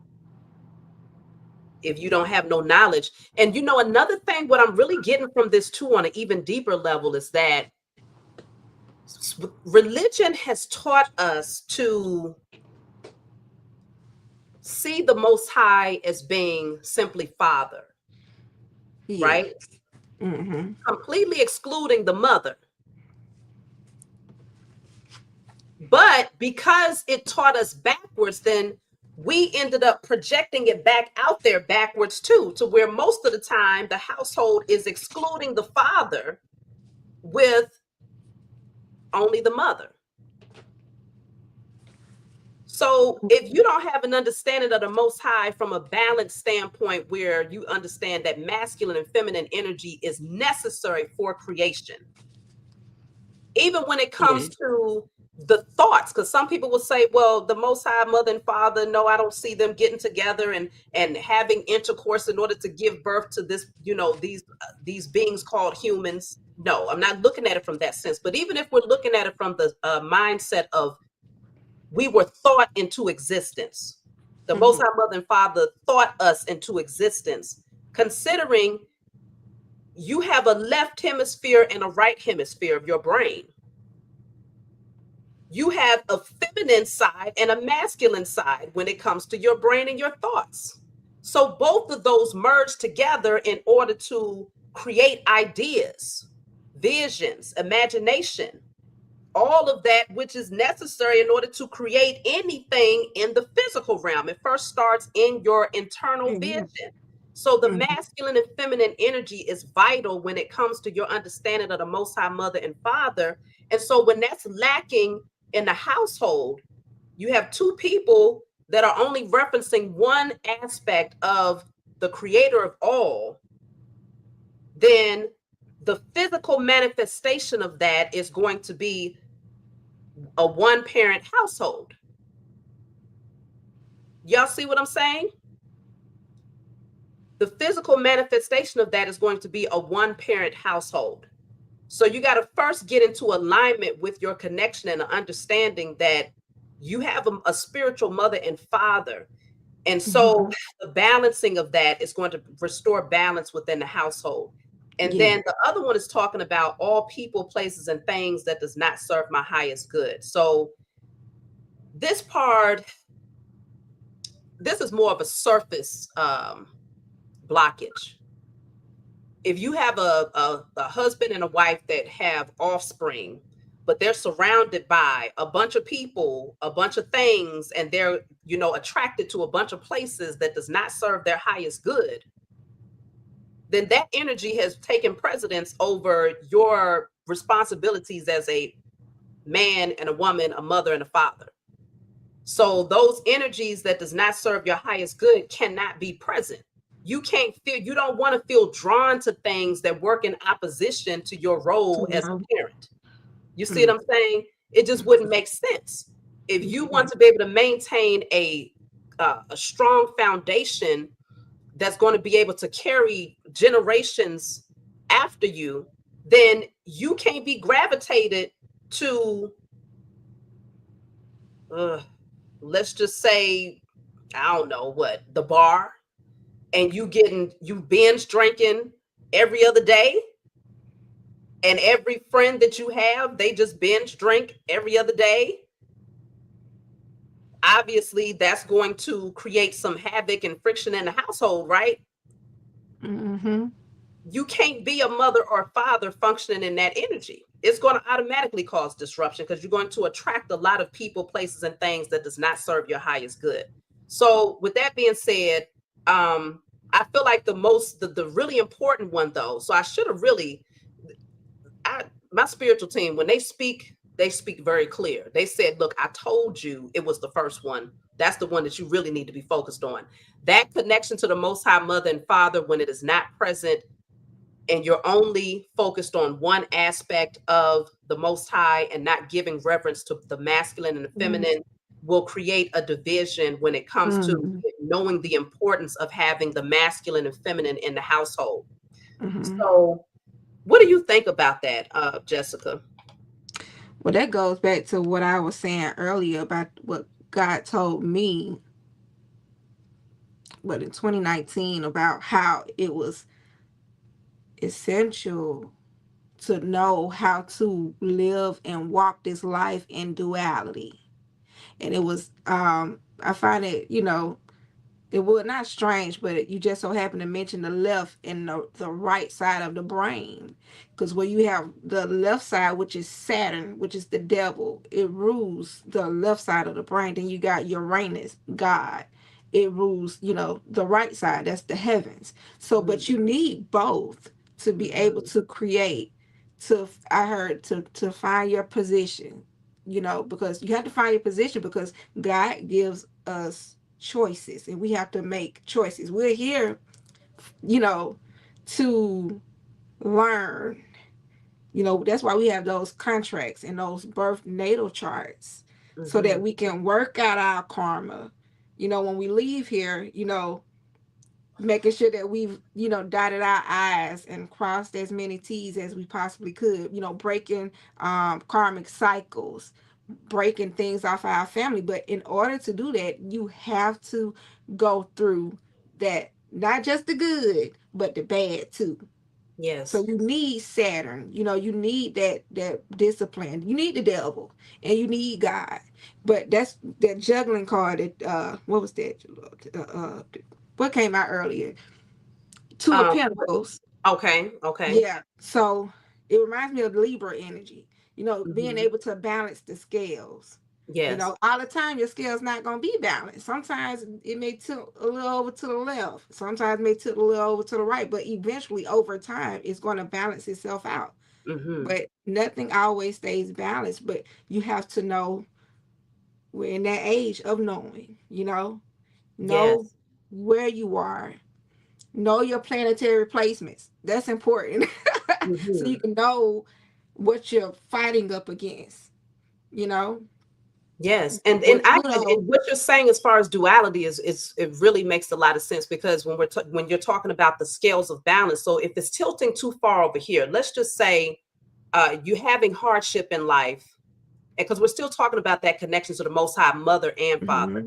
So when you're having hardships, let's just say if you did have a mother and father in your household, many of you would know. I personally did not grow up with a mother and father in my household, but if you had both of them, you understood that your mother would be very useful in assisting you with certain hardships, Hmm. uh, in a way that was more nurturing, compassionate, or maybe giving you some sort of comfort. So you Hmm. knew to go to your mother sometimes, right? Yeah. If you had that balance in the household with both two healthy parents. But then there was other times where you knew that going towards your father would give you that wisdom and that practical application, Hmm. and that structure Reason. to make you say, I got Yeah. this, I can do this. You see what I'm saying? And so even when it comes to that balancing of scales on a spiritual level, when it comes to the Most High mother and father, when you understand that you have the connection to both, that both exist, then you know how to navigate when you're having hardship in life. Hmm. Mother is going to nurture you back to health. Mother is going to give you the salve father Mhm. is going to help to lay the foundation and to straighten you out internally so that you feel like you're standing stronger and able to endure, and so it's like that balance of having both. It makes you internally balanced. It makes you see the value in your own internal masculine and feminine energy. It makes you understand that listening to the right brain, being intuitive, Mhm. knowing that you're a natural healer, and knowing how to use your imagination, and then being logical and practical and being straightforward and direct and setting those healthy boundaries. It creates internal structure within you. So imagine if both parents possess that connection to the most high mother and father, and they're able to reach for both energies in a time of hardship, but then now it's transmuted something within them to where they're internally balanced with their own masculine and feminine. Now they Mhm. come together, and you have a masculine over here, a man over here, a woman over here. Now you come together. Do you know the type of power that lies in a union where those people are fully aware on a spiritual level, and the type of offspring, the gods and Mhm. goddesses that will spring from their loins? Like, that's some Yes. powerful stuff, y'all. So this Mhm. is where I understand why this card came out as the root, as far as the blockages when it comes to the separation of households, not, the generational curse of broken families. The root of it is the lack of connection to the most high mother and father and your spiritual team. That is vital. That is vital. So it's a deconditioning that has to happen, because for a long time, if you was deeply rooted in religion, you could get into the habit of only addressing father. I did it for many, many years, Me too. until Yeah. I was my spiritual team said, hello, are you forgetting something over here? And when I got that message that I needed to acknowledge the mother as well, that's when I started to become balanced. Life started to balance out. Things started to make more sense. And then I also understood how to truly pray at that point. Mhm. And it also became that much easier to release this whole deity that they call Jesus, because then I understood, no, I don't have to go through the so-called Father, Son, and the Holy Spirit, all of this masculine energy that leaves no room for the feminine. There's no acknowledgement of the mother, there's no acknowledgement of None. the matriarch. So there's no balance here. Mm-mm. So then how can you really pray and be heard when you're only, like, you need both sides of the brain in order to create a thought? You see what I'm saying? It's not Yes. just one side that's functioning when you're thinking. You're using both sides, the left and the right hemisphere, in order to function on a daily basis and to do all of these things. And so your prayers are also distorted and blocked, where the receptivity is not there. Like, you're not a good transmitter to get those messages out there when you're solely giving that energy to the masculine, but no acknowledgement of the feminine. And let's just be real, the woman was here Ooh. first. Okay, the woman was Yes. here first. I know a Yes. lot of y'all are like, no, that's not true. But the woman was here first. Okay. We Yeah. we are the portals. Mhm. And I mean, I don't know how many of y'all think the woman, and this is not a debate. We're not, I'm not asking this question for the sake of debating, but I just want to see in the chat how many of you all agree with that the woman was here first. And I would like to hear from the men too. Now, if we start to see the numbers drop in the chat, then y'all know what's going on here. No. So, how many feel like the woman was here first? Hmm. So it's a lot of I'm seeing a lot of yeses out there.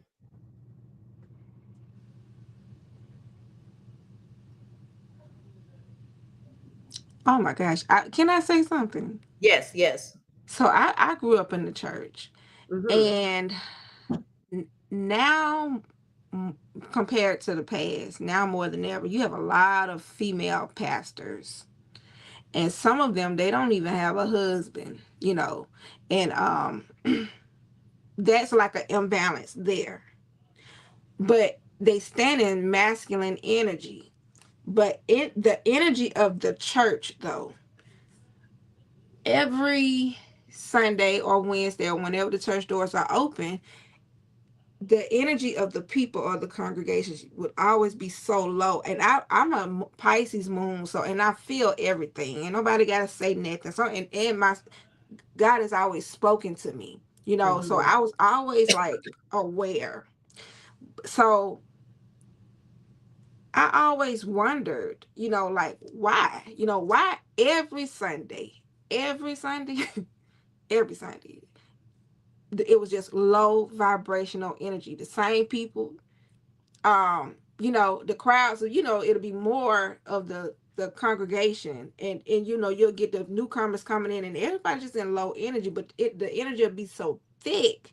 It Yeah. was just an imbalance, though. So when you straighten up your way of thinking, when it comes down to feminine and masculine energy, when you start actually putting that thing into rotation, just like I mentioned about your first house, like if you are Aries, that's the I am energy. You have to use I balance Libra energy in order for you Mm-hmm. to operate in 360-degree energy. That's how you flow, you Yes. know, because where one is short, the other, because I tell people all the time, I keep a lion in my back pocket. I keep Leo with me. Like Mm-hmm. I am Aquarius, but there comes a time where I have to Leo. Like I Mm-hmm. have to stand in my ego, no matter, you know, how much I don't like to do it or how much it makes me uncomfortable. But that Leo holds me up. So Yes. when one falls short, the other one, it catches you. So um, walking in duality is just so important. And when you do, you will not only see, the impact, you'll feel it. You think differently. Oh, it's a confidence booster. Oh, You'll yes. be a whole different person, like, and that's where we're going in this age, though. So Mm-hmm. the more you know, the more you grow. I just heard Yeah. that, so I'm just repeating it. And I mean, the Most High Mother and Father is so generous with us because Yes. everything about nature, everything about astrology, everything about energy, you name it, there's a balance. Yes. So that's the key is right there in front of your face. Mm-hmm. There's a balance there, okay, of both masculine and feminine energy in everything. So when Mm-hmm. you notice that there's always the opposite is going to Yes. balance out, it has the balance on the other end, then it's like Mm-hmm. you can't be over here leaning that far into talking about father, father, father, son, son, son, and completely pushing the mother and the Feminine feminine energy. energy out the Right. door as if the feminine When they're the energy is not creators. here first. But even on the level of just the chromosomes, okay, even if we Mm-hmm. get down on a deep level, we're talking about the woman has the XX, the man has the XY. He Mm-hmm. so she possesses something that he needed. Okay, she had two of them things, and she was able to give him one. So she possessed something that he needed, but we didn't need the why, y'all. The woman didn't need the why. We Mm-hmm. already know the Yeah. why. Yes. We already know Yes. the why. There's that deeper connection. And I'm not saying that the man doesn't have that connection to find out the whys, but we've been gifted with X marks the spot. The X, when you're looking for something treasure, y'all remember you do a treasure hunt and they Yeah. say X marks the spot. So that tells you exactly where it's located. And once you find that X, you find that treasure. Yes. We possess two X's. We gave the masculine one. He's sitting over there with that Y. And we have the answer to your Y because the X marks the That's the spot. spot. Yeah. Okay? So Like we that. have to start getting back to honoring and respecting the divine feminine energy, but first and foremost, honoring and respecting the Most High That's Mother fine. And as fine. well as the Father.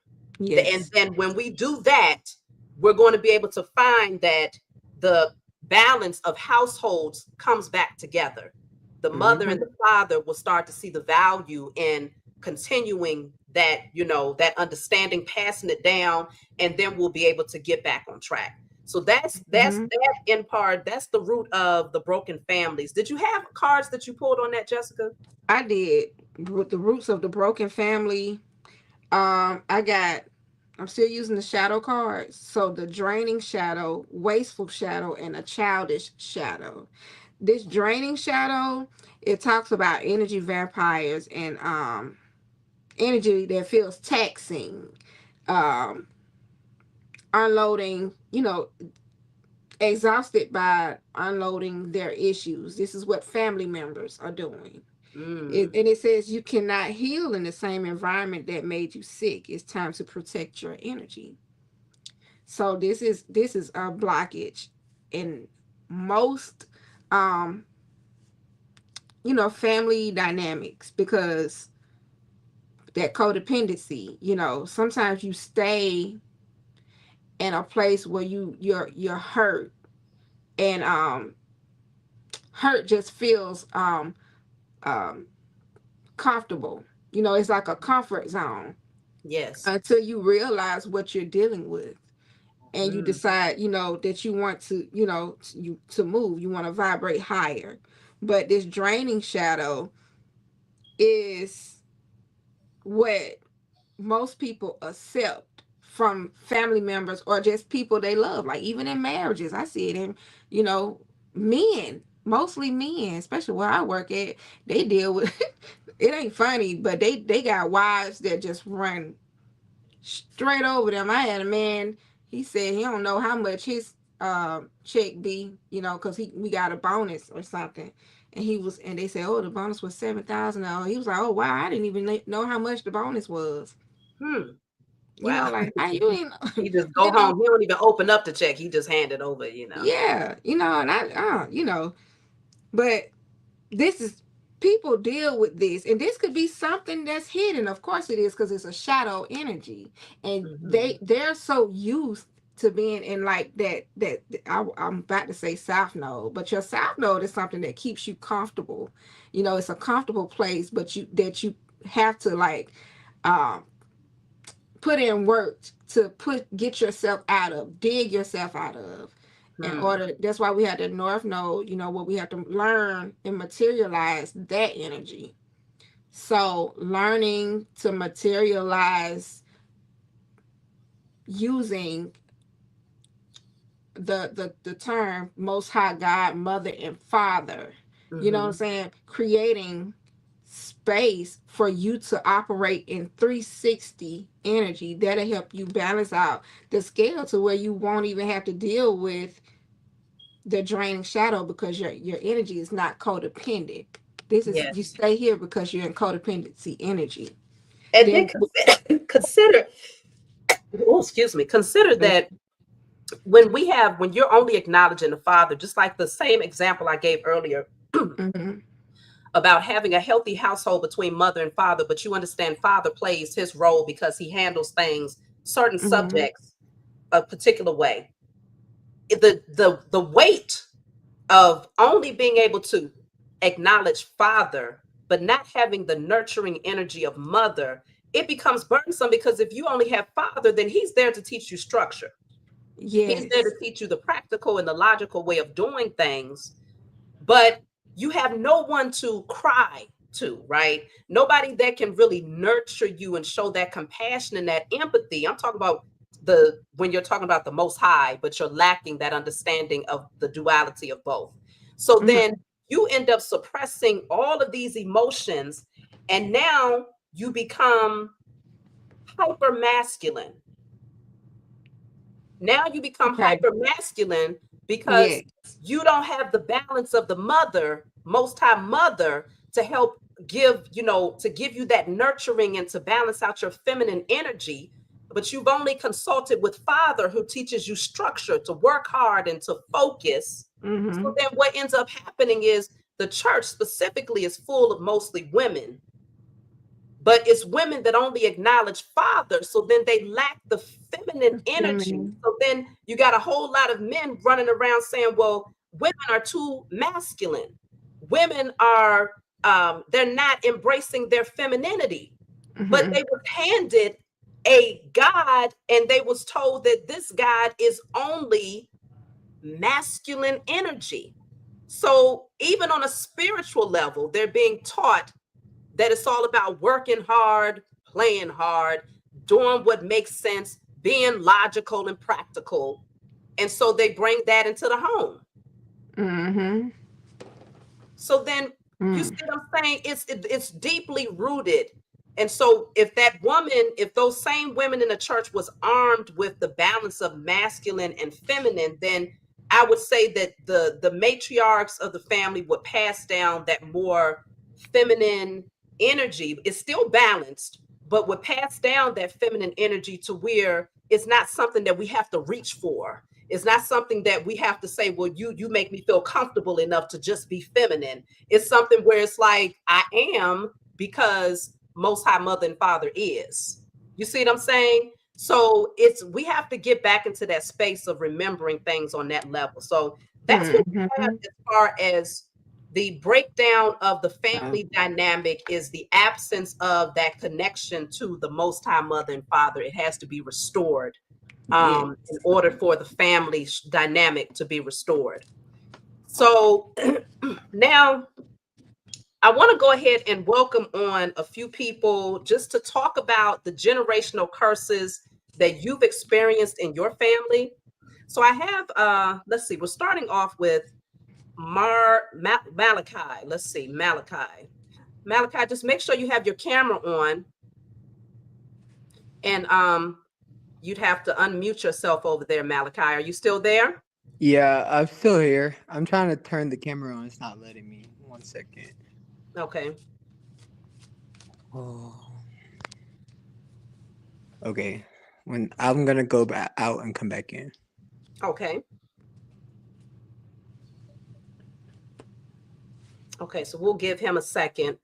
But yes, I'm welcoming those of you who want to come on live and talk about some of the generational curses that have plagued your family and whether or not you feel like you've broken it. And if you don't feel like you've broken it, then myself and Jennifer will pull a couple of cards just to give you some clarity on how you can break it or maybe what is causing it to remain in your energy. So let's see. Malachi, have you been? Let's see if he's been able to work this out.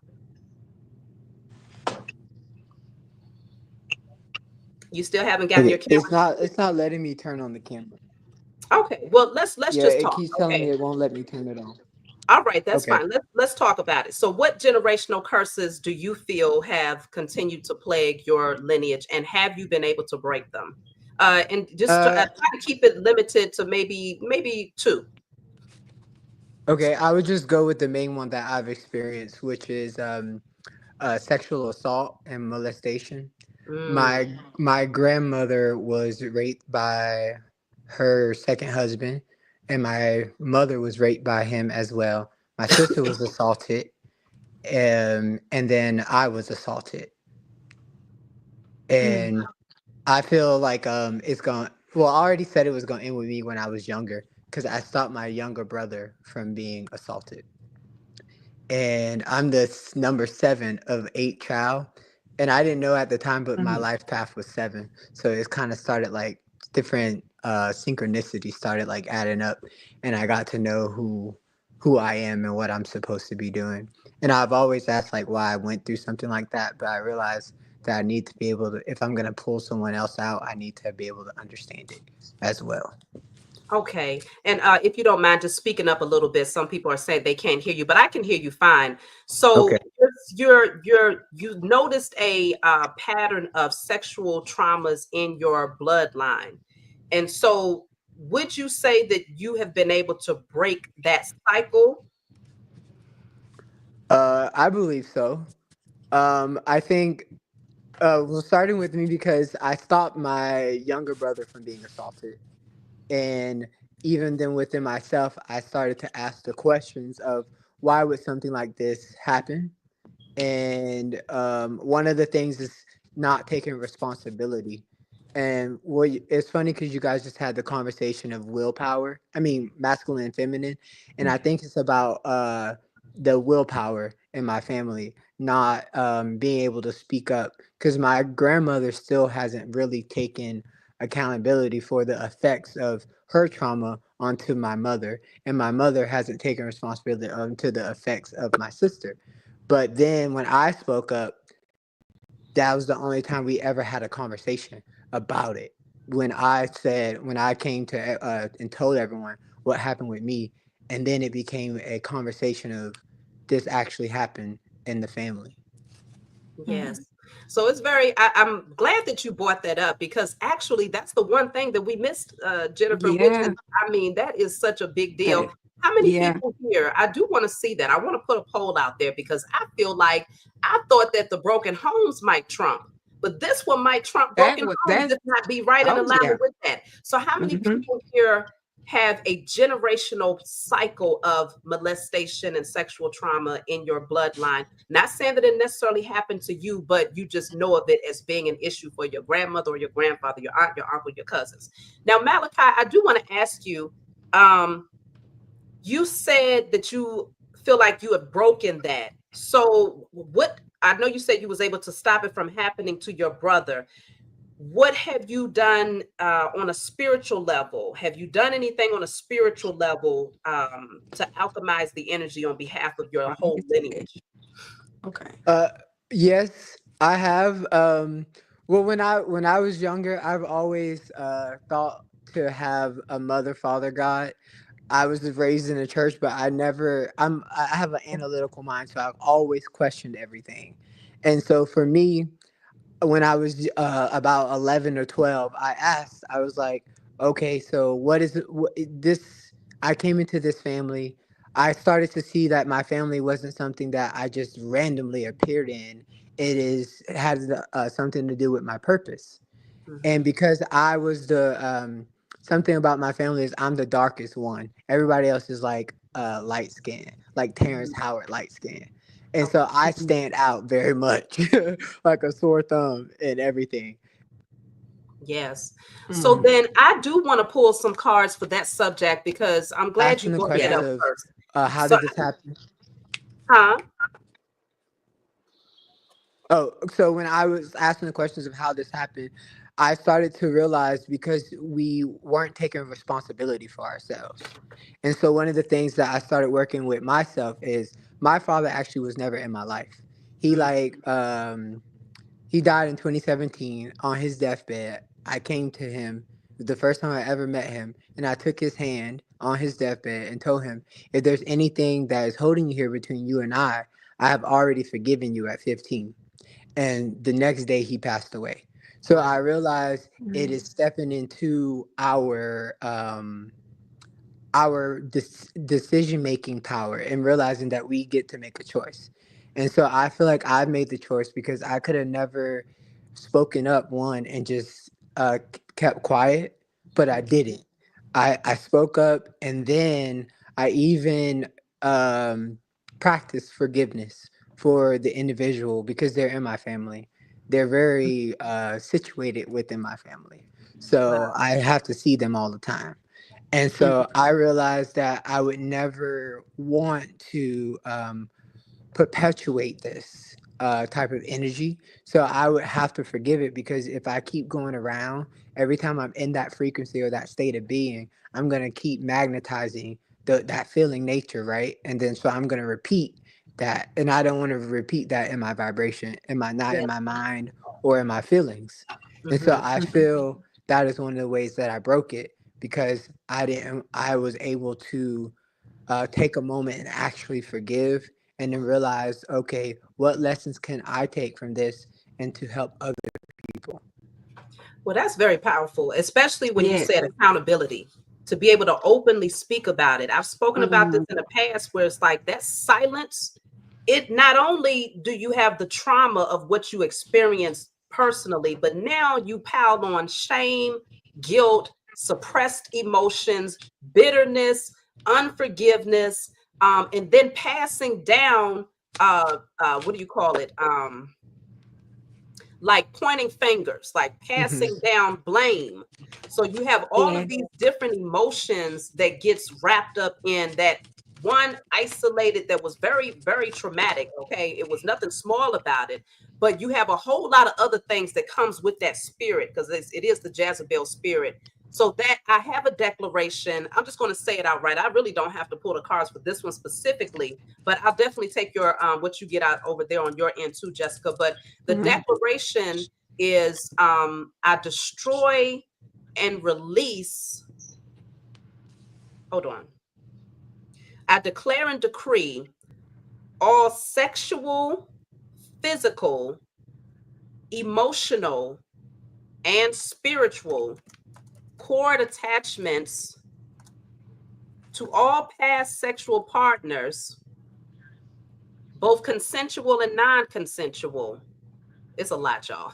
And the Jezebel spirit attached to those encounters is now destroyed in spirit and in flesh. So I'm going to type that one. I'll put it in the chat in a second. But that declaration is going to help you to break that chain of that soul tie that was created in the Jezebel spirit that would have been placed on you, because a lot of people that get sexually molested go on to have addictive patterns of some sort. If it's not addictive patterns, then they go on to have shame, guilt. Their creativity is usually suppressed. They have a Mhm. hard time finishing what they start. It's something Mhm. about that starter energy, that fire that's very, very dim. So they could, dim their light, shrink into their shadow self often. So it's a lot of things that comes with it. So I'm really glad that you came on, Malachi, and that you was able to openly speak on it, but not only speak on it, but break the cycle of silence, to help other people in your family to know that it's okay to talk about it and that you're not Mhm. going to blame them for it or shame them for it. That's Yes. Mhm. vital. Yes. Thank you for creating a space for us to all be able to break these generational curses You're very and be free. welcome. You take good care of yourself, and I'm glad you came on, Malachi. Yes, ma'am. All right, then. So let's see. So that was deep. So now Yeah. I'm going to bring on, oh, I'm sorry, Jessica. What do you have on your end? I'm going to type this up here. Well, this right here is different. But I also want to say to Malachi that Yes. the words that he used were some of the shadow cards that ended up coming out, where you because I said how God gives us the opportunity to choose, and I actually got time to decide here, so making a choice. So this is about healing the family dynamics, which is what you are doing, Mm-hmm. because the earth itself, we're being with Aquarius, the age of Aquarius, especially in the first part of this age with Pluto being in Aquarius, is pushing us to be people of integrity, walking in truth, because Pluto is like the dark sun. So whatever house it enters in, or whatever degree of Aquarius it hits in your chart, it's going to enter that house and illuminate. It's going to be, I'm here, it's like fire or coals on the head, to where you can't just sit there. For example, like if you are in Aquarius energy while Pluto is in your first house and you are gay, you might as well just come on out, because Pluto is going to it's going to push you to where you're going to be irritable, because you can't hide with Pluto. And so with you, Malachi, there's you're mending, you're actually clearing the energies, the negative energies in your lineage by stepping up, not playing the, pointing the fingers, or playing the blame game, sitting in that energy, you know, to where it's going to push you to where you're going to be teaching. But you're choosing to do this because you know that you're chosen, so continue to be the healer, and the more you heal, the more you let go. And then you got spiritual teacher here again. So Wow. I just ask, you keep going, keep clearing out those blockages in your family. Yes, yes. So, So apparently it is showing that he has the gift of teaching, which I can see that, mm-hmm. it stands out Yes. pretty strongly. Well, let's jump into let's bring Gina to the stage here. I did post the declaration for those of you who feel like this has plagued your lineage as far as sexual traumas. It's right up here. You can write it verbatim, word for word, put it on paper and burn it. Okay. So let's see. We're adding Gina to the stage. Hi, Gina. Gina, can you hear me? Uh-oh, I think she was about to say something. Hi, Gina. Yes, I can hear you. Okay, how you doing?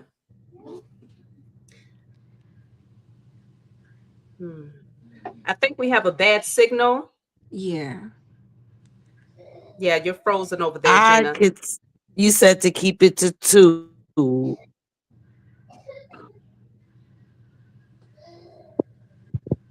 Uh, now am I still frozen? I think you're a little bit better. Let's just see. Go ahead. Let's see. Can you hear me? Yes, yes. Okay, so I have the addiction in the family and that hamster wheel, constantly seeming like I'm constantly doing things over and over, not getting nowhere, trying, putting in the effort, doing the work, and then I just get tired. You know what I'm saying? Like I'm not getting anywhere. I have all these creative ideas and I get to start off, but I don't get anywhere with it. Okay. Okay. So then feeling like the same cycle repeats. So you notice that that also happens for your family where you try to do things, but it's just you keep going backwards. You take one step forward or two steps forward and you end up going 10 steps backwards. Is that what you're saying? Yes. Mm-hmm. Okay. Well, let's tap Yes. see what is the root of this so that you can see about burning and clearing that blockage.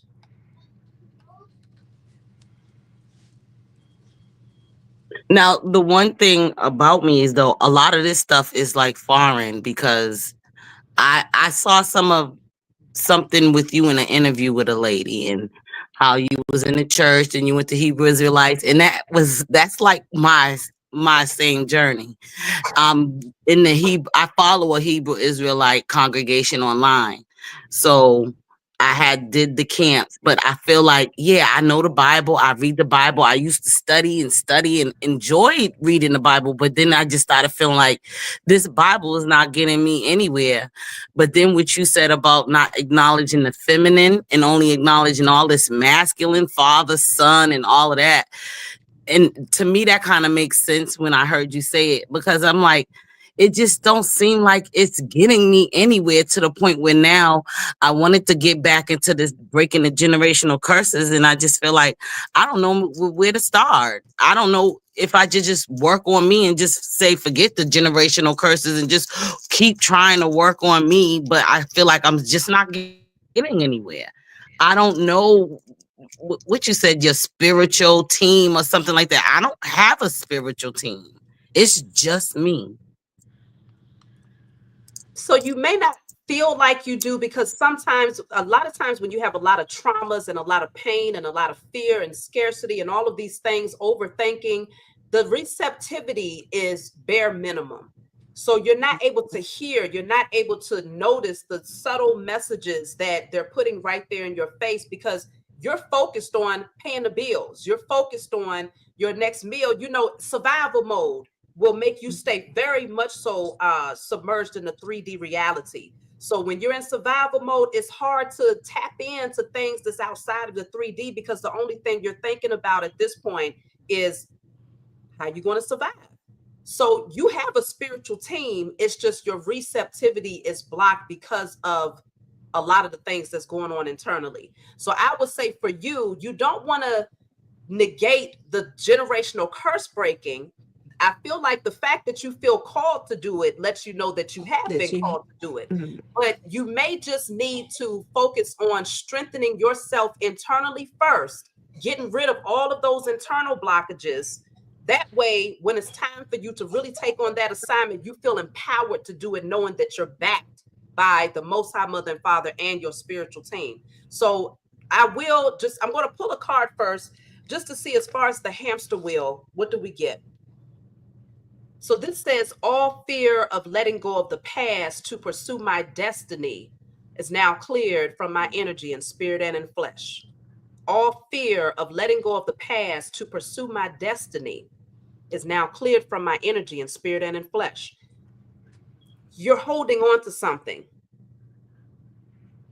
The only way that you can receive is if you holding on to something, your hands are clenched and you're waiting. You're like, when do I receive my portion? But your spiritual team is saying your hands are clenched. You're Mm-hmm. holding on to something. So the past, I'm not sure if the past is more emotional, if it's mental. It could be all of the above, because sometimes when you see a repeat pattern, like you said, a repeat cycle of the same thing happening over and over again, it's hard to even see past. A tunnel vision gets created where it's almost like you anticipate that the moment you start something, something is going to happen to knock you back down. You see I what I'm saying? do. And that is so true. And when you said something about the negative, I was like, that's me all day, because I it's good to the point where I always think ain't nothing good gonna come. Something bad is gonna happen. I'm always prepared for the bad. I'm always prepared for the bad. And when it happens, I already expected it. So I always expect bad to happen. It's almost hard to see, yeah, you can have good. And I'm always being told you're too hard on yourself. I don't know how not to be hard on myself. And I feel like that's something to do with how I was raised. Yes. Mm-hmm. Yeah. Yes. So So that's the hard thing to Talked about do. this earlier. yeah, Mm. it's not you don't want to keep saying it's hard. You want to Yeah. say you're navigating through it. You want to first start changing your language, because if you keep saying it's hard, then you get to a point where you say it's hard so much that it becomes damn near impenetrable. Like you can't break through that Mm-hmm. thing for nothing, because you're putting extra layers on it every time you say it's hard. It's not too hard for you, because you would not have been given this assignment. You wouldn't be in this Yes. right now if you Mm-hmm. didn't already possess a power that you just have to come into remembrance of. You look at where you're at right now. You're not sitting on the couch drinking a beer, talking to your girlfriend that's low. You see what I'm saying? You're here talking amongst other chosen seed who are working. We're doing our own work. See what I'm saying? Being the spiritual words, and we're here talking about breaking generational curses. Mm-hmm. So that in and of itself shows that you are powerful. So you just have to start reconditioning your mind and start Mine. remembering the power that you possess, and just think about the wording that you're using with everything, because all of those little, it seems small and minute, but you get so accustomed to saying things a certain way that you don't realize that you're adding layers and you're making it more and more dense. And so you want to write this down and burn it, though. This declaration is for you. Or maybe you could revisit this later if you can't write it down now. But it says, all fear of letting go of the past to pursue my destiny is now cleared from my energy in spirit and in flesh. Okay. Now, Jessica, do you have anything to add as far as helping her to come out of the cycle that she's Hmm. been on? Well, I'm as you were talking, the Most High was giving me words to say to you. He wants you to know what the Most High. I got to come out of the saying he, because it's not just he. It's the Most High, Mother and Father. Mhm. Wants you to know that you are not alone. And I also heard, in a moment where you don't know what to do, and you feel like you're in a two of swords energy, and you're afraid to make a move, go left or right, but you got to choose. It's Call on breaking. the Most High, Mother and Father. You do have a spiritual team. You have ancestors of love and light on they're on the front line. You got angels that are assigned to you. He wants you to know that. So, what energy are you born in? What's your zodiac? Libra. Libra. Libra. So you may do a lot of trying to see. Libras are people pleasers. They fall into people pleasing energy. So you have to come out of putting people I come first, out of that though. I don't and then care anymore. I started yeah, building. I have made boundaries, and I don't Hmm. please no more. And I So noticed now, that they like it because they Yeah. used to me pleasing and doing and whatever. I don't do that no more, Okay. to the point where nobody's around me now. Okay. But see, now you're right where you need to be. So mhm. what did we say earlier? And what did you say when you didn't have anybody, Shavi? Like, who did you call on? Oh yeah. I heard the Most High say, you need to call on me. Mhm. Talk to me. Give it to me. Because whatever it is heavy. Because even I feel it. Let me ask you this question, Gina. When it comes to the giving, how would you define that? When you said you was over giving of yourself to others, what did that look like for you? Hmm. It was when I was given, I always thought that I always felt like if you can help a person, help them. And I always would help, but I always would feel like the end result is they didn't appreciate anything I've done, to the point where if my say somebody needed was having issues with working and they needed someone to help them with their kids, I always was the one that would help my cousins, where I would become an in-house nanny, stay with them so they could go to work and take care of their kids. Okay, so I was younger then. you nurtured. That's But one then way these to people say. they don't call you, they don't check on you. How Hmm. can you not how could you forget the person that helped you make money and took care of your children, made sure that they were safe? Okay, so I But get now that. I don't matter. Okay, so you help them to nurture their children.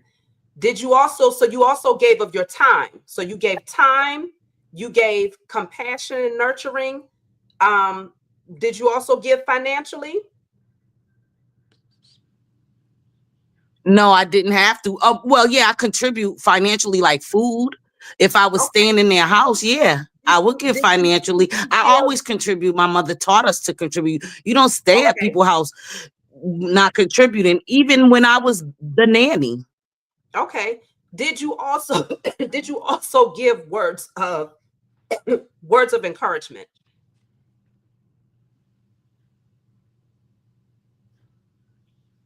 Can you hear me? It it broke up. I didn't hear it all. Did you also give words of encouragement?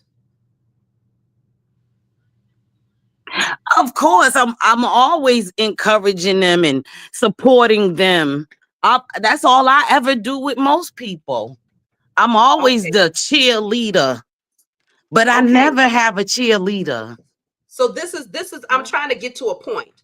You gave of your time, you gave of your energy, you gave your nurturing spirit, you gave your words of affirmation and support. Now that you've withdrawn all of that energy that you was given, you know what you have right now? You got a Nothing. cheerleader. No, no, stop. You Hmm. got, because you're not giving it to nobody else now. So this Hmm. is what you're giving back to yourself right now: time, energy, words of affirmation, support, Hmm. compassion. All of those things that you gave to I them, haven't given right nothing to now, myself. you got to give it to yourself. Because think about this: you're mad at them for not giving it back to you. But now that you have the opportunity to give it to the one person that deserves it the most, you deny yourself of it. You see what I'm saying? So you got to start giving it to yourself, because now you're just holding on to all of these gifts that you gave to other people and they ate it up. But you sitting over there feeling depleted right there, and you're like, but I can't, I'm not giving it to me. You got to give it to Yeah. you. You're great at these things, obviously, because they came to you for it Yeah. for a reason. So you got to give it to you now. You see what I'm saying, Gina? Yeah. Okay. Well, I'm just trying to encourage you. You gotta, think about it from that standpoint, and you'll be able to see the higher reason as to why because remember, it says you're holding Hmm. on to the past. I Hmm. can hear the passion in you when you talk about how they just depleted you and never returned it. It's still seated, it's still buried and suppressed right there inside of your gut. I feel right there inside of your gut. Do you have stomach issues? I had fibroids. That's about it. I don't really have no stomach issues. Well, I have a funny stomach. I'm lying. Okay. I have a funny stomach because I only keep pickles in my refrigerator because I know it helps to give the enzymes for your stomach. And I like olives and I eat those things for my stomach, but I don't have the issues. I really don't have no issues. I eat healthy. I juice. I eat very healthy. You know what I'm Okay. saying? But I Okay. had the weed issue. I smoked because that became my friend.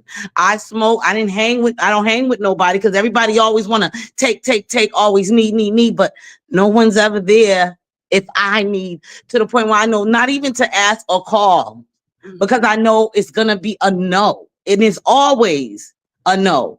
No, they're So not going to come visit me, but I'll visit them. So you already know the pattern, you know what Yeah. to anticipate, but you give that yes to yourself. It's a yes to you every time. It's a yes to you every time. If you say, you know what, usually I would have given this time to my cousin to watch her kids. Now you giving that time to your vision and your creative ideas. Now you And giving I that time to have your been. work. I've started back making my natural products. I started a cleaning company, but I'm back here stagnant. And it's like I can't get nowhere. I feel like sometimes I used to think I had a business when I was 9. I was sending my friends out to cut the grass and shovel the snow and babysit, and I would get a percentage. I was 9 years old. And I always feel like I should be further than I am, but I can't get no place. So you got to stop saying You that. gotta You got to stop. stop Yeah. saying it. You've said it so many times in this one very short conversation that I can imagine how many times that's rolled around in your mind. So it's starting with your thoughts, starting with rewiring the way that you speak and the way that you think about your circumstances, and you will see progression. I know it sounds so simple, but the Yes. most simple things are the most powerful tools. So that's what I have for you. This is your declaration, clearing out all fears of letting go of the past to pursue your destiny. And you want to write that down and burn it. So I'm glad you came on. And of course, if you need a reading, just reach out and we could dive a little bit deeper. You can reach out to myself or Jessica. We're both available to do readings for you I at any reached out time. to Okay. you on TikTok today TikTok. and I left don't even my know how to number go on on the post. TikTok. I I I don't go don't on no know, TikTok. but that's where I started interview with you today, Okay. and I said I'm gonna Keep leave it her on a me. message, and I left my phone number because my message don't work on there for some reason.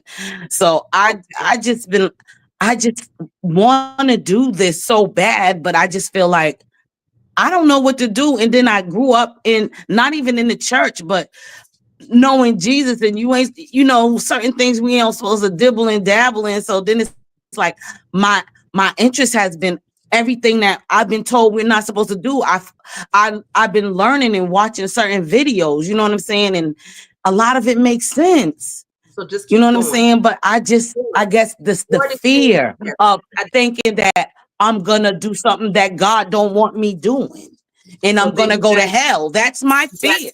you gotta clear. So I'll tell you this before we close out because I want to move on to the next person, but I just want to give you this last nugget right here. The best gift that you have, because you're very self-aware. You are very self-aware. That's your best gift when it Mm-hmm. comes to clearing out blockages. You know that you have fears. You know that you have certain, maybe some I don't know if there's some anger. I don't know if you would acknowledge It's that. a lot of anger. It's a Okay, lot okay. of anger. So that's why I'm picking up the solar plexus. Even though you don't have stomach issues, when there's a blocked solar plexus, it creates this aggression and this anger within you. So I would just say, acknowledging, knowing your own vices is the first key. You write them down on paper, you burn them, you give thanks to the Most High Mother and Father for helping you to clear them every day. Write down some Mm-hmm. things that you know you hold on to that you don't need. Burn it, keep doing it, keep doing it. Okay, Gina? So we do have to go. You can always shoot me an Okay. email. That's going to be All on right. in the description box. Okay. All right. Bye bye. Okay. So let's see. I'm moving on to Kristen here. Hi, Kristen. Oh, Kirsten. Hey, How you doing? I'm fine. How are you all? All right. Let me see. I think I can take this down here, this declaration, so I can see you better because I can't really see you. The banner is blocking you here. Let me see. Oh shoot, how the heck do I take it down? I don't know. Okay, so are you able to get into the camera a little bit better? Yeah, I'm here. Okay, what generational curse do you feel has plagued your lineage? Well, I'll say for one, prostitution. That one on my dad's side. Oh my Mm-hmm. God. I was talking to my mom the other day and I told her, I said, you know what, mama? I said, I know it's some type of spirit or entity that then latched on to that lineage on this side because is they stop going to school, they don't graduate, and all they do is think about getting money from men. And then I have a couple of like second cousins, they call themselves like the pimps of the other cousins. Like I saw that growing up. Okay. So with the And process, addiction. And addiction. so what it really sounds like is addictions, but it also sounds like there's some sexual traumas there too. Yeah. Is I some really, sort of distorted perception of sexual energy to where it's no longer sacred. Instead, it's just a tool for resources. So that it sounds like what you. So do you feel like you've been able? Well, I don't know. Do you yeah, feel like I've been no. I can actually admit to it. I'm actually a Scorpio South node and a Taurus North node. And ever Mhm. since last year and I've been diving deeper into myself, a lot of stuff just been cleared up for me and I'm starting to understand stuff better now because like for me, even though like I started looking at myself like as okay, I'm not going out there on the street corner. So I'm not looking for men to like give myself away to. But in my mind, I'll make myself feel better by saying I don't have a lot of sexual partners like that. I have like two or three that take care of me pretty well or whatever. But they come to me. I don't come to them. Like I was trying to make it seem like I was better when I actually wasn't better. It's the same thing. You're doing the same, same thing. You're just doing it in a different type of way, but it's the same thing. And I had to stop trying to put myself on the pedestal, thinking that I was better when I was not better by what I was doing. Then I end up when I had my last child, I ended up getting addicted to pain pills because I had scarred tissue. I had a Mercy DNC, and I had like lesions on my uterus wall. So every time my menstrual cycle would come on, I would have the most excruciating pain.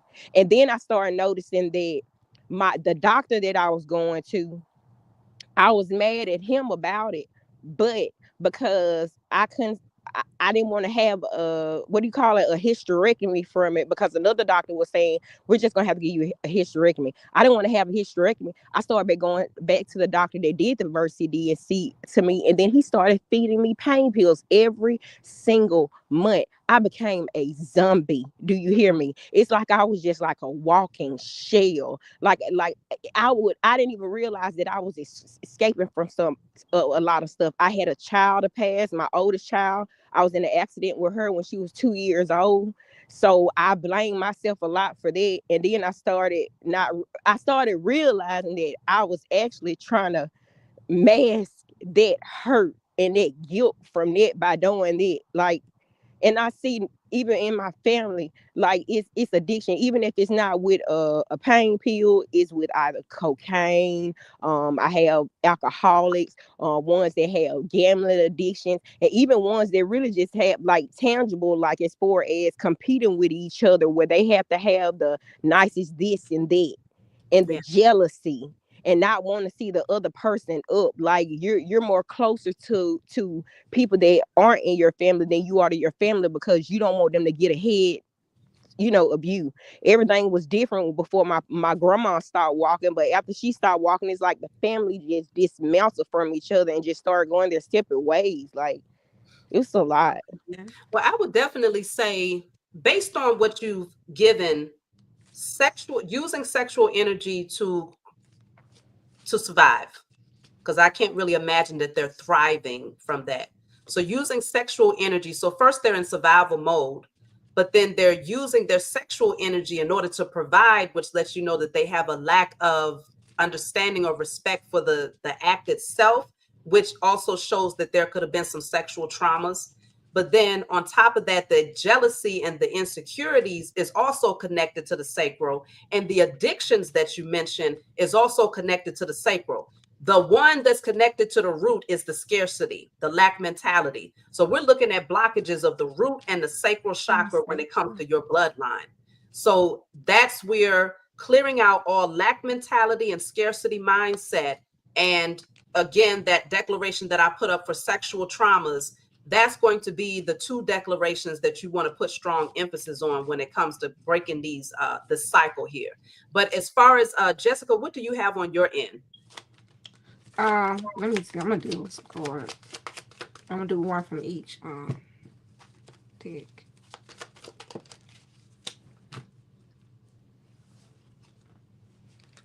So I got new beginnings. It says time to start something new and trust the magic of beginnings. It's in your hands right now to change your story.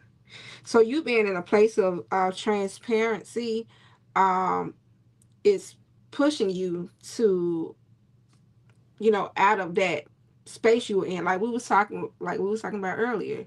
So now you're creating room.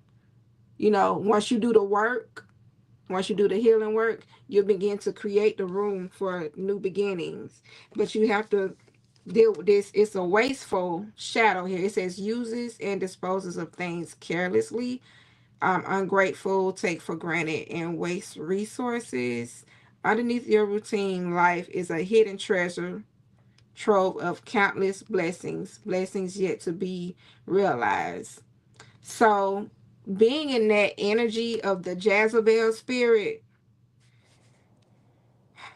it left you in like a wasteful energy. So,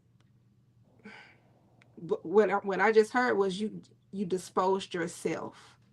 Yes.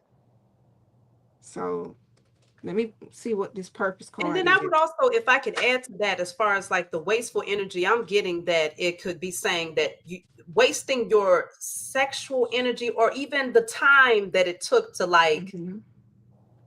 Yeah. entertain multiple people. You see what I'm saying? So Mm-hmm. all of that creative energy that was being exerted at that time, in that season of your life, Mm-hmm. that same creative energy, you could have used it and projected it towards your visions. You see what I'm Hmm. saying? So now that's no longer an issue, right? You've been able to have, do you feel like you've been able to break that? Let me tell you, last year around I'll say like the summertime. Well, actually, I don't know. Like I started a lot of stuff started coming to me like as far as getting deeper in astrology. My first crystal that for some reason was calling me to purchase was obsidian. And in the back of my mind, I was like, is this really gonna work? But I'm gonna tell you, I put my faith and trust in the most high, and I promise you, I don't pop pills no more. I Wow. end up my thing was when it came to the pill thing, um, I was scared to have to go through a withdrawal to face a withdrawal. That was my problem. But Wow. something happened in my family where my papa died, and me and my mom and dad had some issues to whereas when I say the most high sought me down, he sought me down. I was already tired. Mm-hmm. Every time I would pop a pill, I would have a high just long enough to the point where as I was ready for it to go down. It's like it was crazy. It's like I'll pop a pill and then I feel that high, but then I get so high, so I'm like, I'm ready for this to leave already, but I continue to do it. It's like my mind was going in and out. What I did was I started grounding myself. I started coming outside, planting my feet on the most highest mother and father's Mm-hmm. soil and start walking this country yard because I live in Mississippi. I walk this yard. I have a regimen whereas every darn day I come outside and I do at least 10 to 15 laps. I started alchemizing. I started transmuting energy. I even stopped eating meat. I literally detoxed myself. I started coming outside and I started sun gazing. That's Yeah. what I started doing. I started Mm-hmm. drinking nothing but water, spring water, and distilled water. I would use distilled water for my teas, where I would just use actual fruit and just boil them on the stove.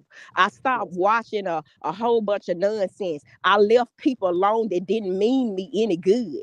Hmm. I So let me, literally have been I in just want to hermit say this. mode. I just want to interject real quick because that's powerful that you was able to Mm-hmm. do that, because what you just did is you reiterated what we pulled earlier as far as the Yes. generational curses of addictions. What came out, Jessica, remember what came out was you needed to have that connection to the most To the high so Most that you High. wouldn't always need to feel high. But Yes. then what you pulled was tapping into the what people would consider the ordinary things. And we started talking about how getting close to To nature and nature. getting back to your origin and Yes. getting rooted and grounded again would get you Mm-hmm. back into that connection to the Most High. So you did all of that and was able Yes. to break the cycle of addiction, which further lets you know that doing that declaration to clear out all blockages of your connection. For those of you who feel like you have addictive patterns in your family, when you do Mm-hmm. the declaration to destroy all energy that blocks your connection to the Most High, Mother and Father, and your spiritual team, that's going to help to break that cycle of seeking a high that can only come from the Most High. So Mm-hmm. that's powerful that you was able to come on and confirm that, Kirsten. That's beautiful. Even when it came down to vaping, like I literally stopped vaping Skipping like the blessings. anniversary of my baby's passing, or either her birthday. I think it was in August. I started doing all your declare and decrees. I kept burning, I kept lighting up Mm-hmm. candles. Like, it literally works. And guess what, you guys, I didn't even go through a withdrawal. I've Yes. been off the Oh wow. narcotics since April, and I'm telling you, with what I did on my own natural ways of doing it, I didn't go through a withdrawal. You I want didn't to do know all. I why? literally, I Let me bought tell a. you why. Let me tell you why you didn't go through withdrawal. Because when you think about withdrawal, that means something is being taken from you. What you did was you poured into yourself. Everything that the Most High has out here, you said, all right, I'm going to go to Mother Earth and I'm going to let her put that energy within me and balance me out. I'm going to Mm-hmm. go to the spring waters and I'm going to pour into myself the energy of water. I'm going to go to the sun and I'm going to gaze and allow those rays, those solar rays, to raise me back up. You were Yes. pouring so much into yourself in so many different ways that there was no room for withdrawal, because nothing Mm-hmm. was being withdrawn. It was all being poured into you. You see what I'm saying? So I get the chills. The back of my head is tingling because it's powerful to hear. You don't even have to go Yes. to, and I'm not trying to deter people from going to rehab, but I am saying that it's spiritual first. And this is why when a lot of people go to rehab, they always cycle back around Cycle and back. start doing it again because they miss the They mark. miss the But mark. you, They that's don't do the work. beautiful, Kirsten. That's very powerful. And so I don't know. Did I give you a declaration to do? I think I did, right? The sexual traumas, and then we also mentioned the scarcity and lack mentality. That would be your assignment on behalf of your Mm-hmm. lineage. And if you feel like any of that energy lingers, for yourself or whatever, it's still going to help you to purge that energy as well. But Mm-hmm. Jessica, did you have cards that you pulled? I just wanted to let her pull that. Yes. Okay. Because what that I wanted to say, that's why you got the new beginnings card. So that confirms. So what you doing the work is you got rid of the waste, right? Uh, and in the middle it says uses and disposes of things carelessly, which was yourself. We said that, but what you need to know now is underneath your routine life. What is your routine life? Grounding yourself, clearing out. That's what you've been doing. Some clearing, Yes. balancing out your energy, getting yourself right. So, life underneath your routine life is a hidden treasure trove of countless blessings. Okay, blessings yet to be realized. And Oh. guess what your third card is? What? Author, purpose. There's a Mm. book in you somewhere. Do you know Come your with North it. I've Node? been saying it. Like, I literally been, I've been saying it. Like, I don't put myself on the pedestal like I'm better than nobody else, but I knew it has always been something that the Most High Mother and Father wanted me to do, because I want to let people know when it comes to things like addiction, you go into these facilities and stuff. I mean, it's different stroke for different folks, but to me, it's all about you. You Yeah. have to to acknowledge what's going on with yourself. You got to get Yes. to know yourself. You got to get to know yourself on a deeper level. And that's what I did. Like I knew it. I knew Yeah. it. And you all just confirmed it for me. And I thank you all so much. And You you are gonna so make me welcome. I cry. thank you. Girl, I'm trying to I'm trying to dry the tears before they fall. Okay. Yeah. But I appreciate you coming on, Kirsten. Your testimony is very powerful. This is Yes. a healing platform. I'm loving this tonight. So Yeah. get that book out there. You got a few of them in Yeah. you, okay? Not only that, but Uh-huh. you have inspiration, you have the ability to empower people, you have the tools to give Yes. to people. So you got a whole lot. And so of course you poured so much into yourself. So as within, so without, your external reality must match your internal. So you can definitely expect those blessings to come through. But thank you so much, Kirsten, for coming on. Thank you all. All You're right. welcome. All right. So let's see. Hi, Tamara. Hi. Hello. How you doing? I'm good. I was on here before, but I felt led to go on again because I have like two of them in my family that's very noticeable, I think. Okay, well, let's hear Okay. what you got going on as far as generational curses. The first one I would definitely say is health issues, mental and physical. And the second one is abusive relationships and unhealthy relationships. Those are the main two. But I will say I'm working on breaking the curse of poverty. So that's good because it was poverty too, but I'm working on that one. So Beautiful. Okay, so then you said health issues, mental and physical. yes. So we did do a declaration for that one specifically. So let me just see what comes out for you directly. And then we're also looking at physical abuse, that's also a big one, you know. Yeah. So wow.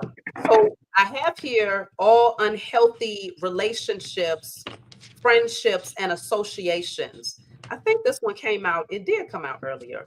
All unhealthy relationships, friendships, and associations are cleared from my energy and spirit and in flesh. Now we're talking about health issues. You mentioned mental health and physical health. You got Mhm. wrong people in your circle, they ain't doing nothing but bringing a whole lot of dust and toxicity. You might as well say you're sitting in a room full of cigarette smoke, you know, Mhm. Mhm.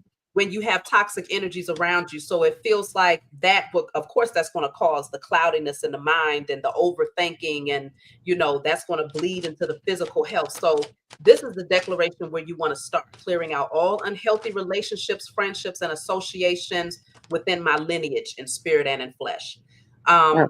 the next one you mentioned abusive relationships. Now, I will say that is directly connected to the solar plexus. Now, do you feel like it's your family gets abused by outside people that they connect to, so they attract these people, or are they the abusers most of the time? It's both, but mostly outside because I know my grandma had a few of them, and then I've been in a few relations, not just a few relationships, but just relationships that weren't healthy. You know. Okay, so most of the time it's attracting the anger, attracting Yes. the abuse. So then it could go back to the root of being abused, like trauma, some sort of verbal, physical, or sexual abuse is Mhm. suppressed within your lineage. And Mhm. so, of course, what's going on internally, you will attract it, you will manifest it externally. So they could come in to just kind of highlight that. But let's just see what comes through for the abuse. So I have here, ooh, so yours is deeper. It's a little Oh. bit deeper. So this is all spell work, rituals, and black magic. All spell work, rituals. A lot of y'all don't like the term black magic because y'all like that's our magic, you know. Yeah. But I didn't say melanated magic. I said black. Right. Okay. So all spell work, rituals, black magic, evil eye, Mhm. blocking spells. Mhm. It says against myself and my family are destroyed in spirit and in flesh. Oh. So you could very well have energies that have been spoken because we're talking about generational curses, which is spell work. A curse is a spell. Mhm. Mhm. There's a spell that's been placed over your family so that your relationships are always like chaotic, uh, Right. toxic, you know, at your throat type of energy. So you want to destroy it through clearing out the spell work that has been placed over your lineage when it comes to relationships.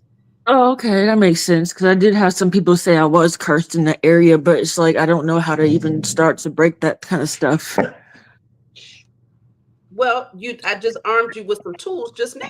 Now the question is, Yes. are you going to use them? But Hmm. I will say, what do you? Let me just see, Jessica. Can you just pull to see what you get as far as why they attract abusive relationships? I was just going to say what I pulled looks like why y'all attract Oh, okay. abusive relationships. And I have intolerant shadow and in fake shadow. So listen, Mm. it says unwilling to accept others' differences, narrow-minded, biased, prejudiced, and bigoted.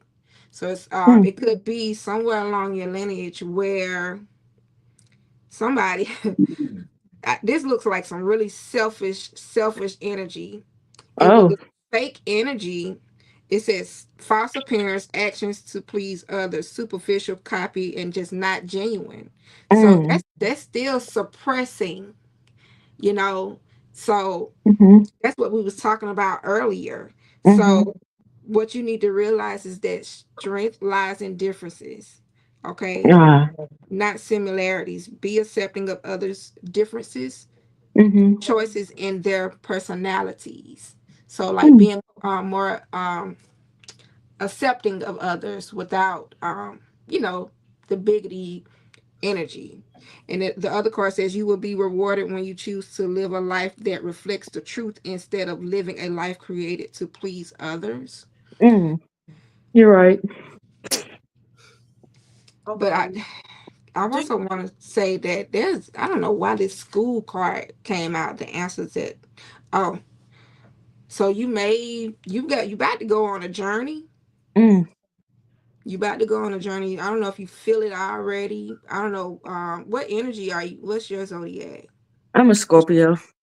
Oh, but you about to go on a spiritual. Are you on a spiritual journey? Like what are you doing? Like to obtain this spiritual lifestyle right now. Have Oh, you right now started? I'm trying. Oh, sorry. Right now I'm drinking more water. I'm eating more fruits and vegetables. I'm trying to like. I grew up very, very religious, so I'm trying to like get away from that. I'm getting away from that kind of doctrine. Um, just different things like that. I've also been praying, but like you said, I need to pray to the Most High Mother and Father, not just the Father.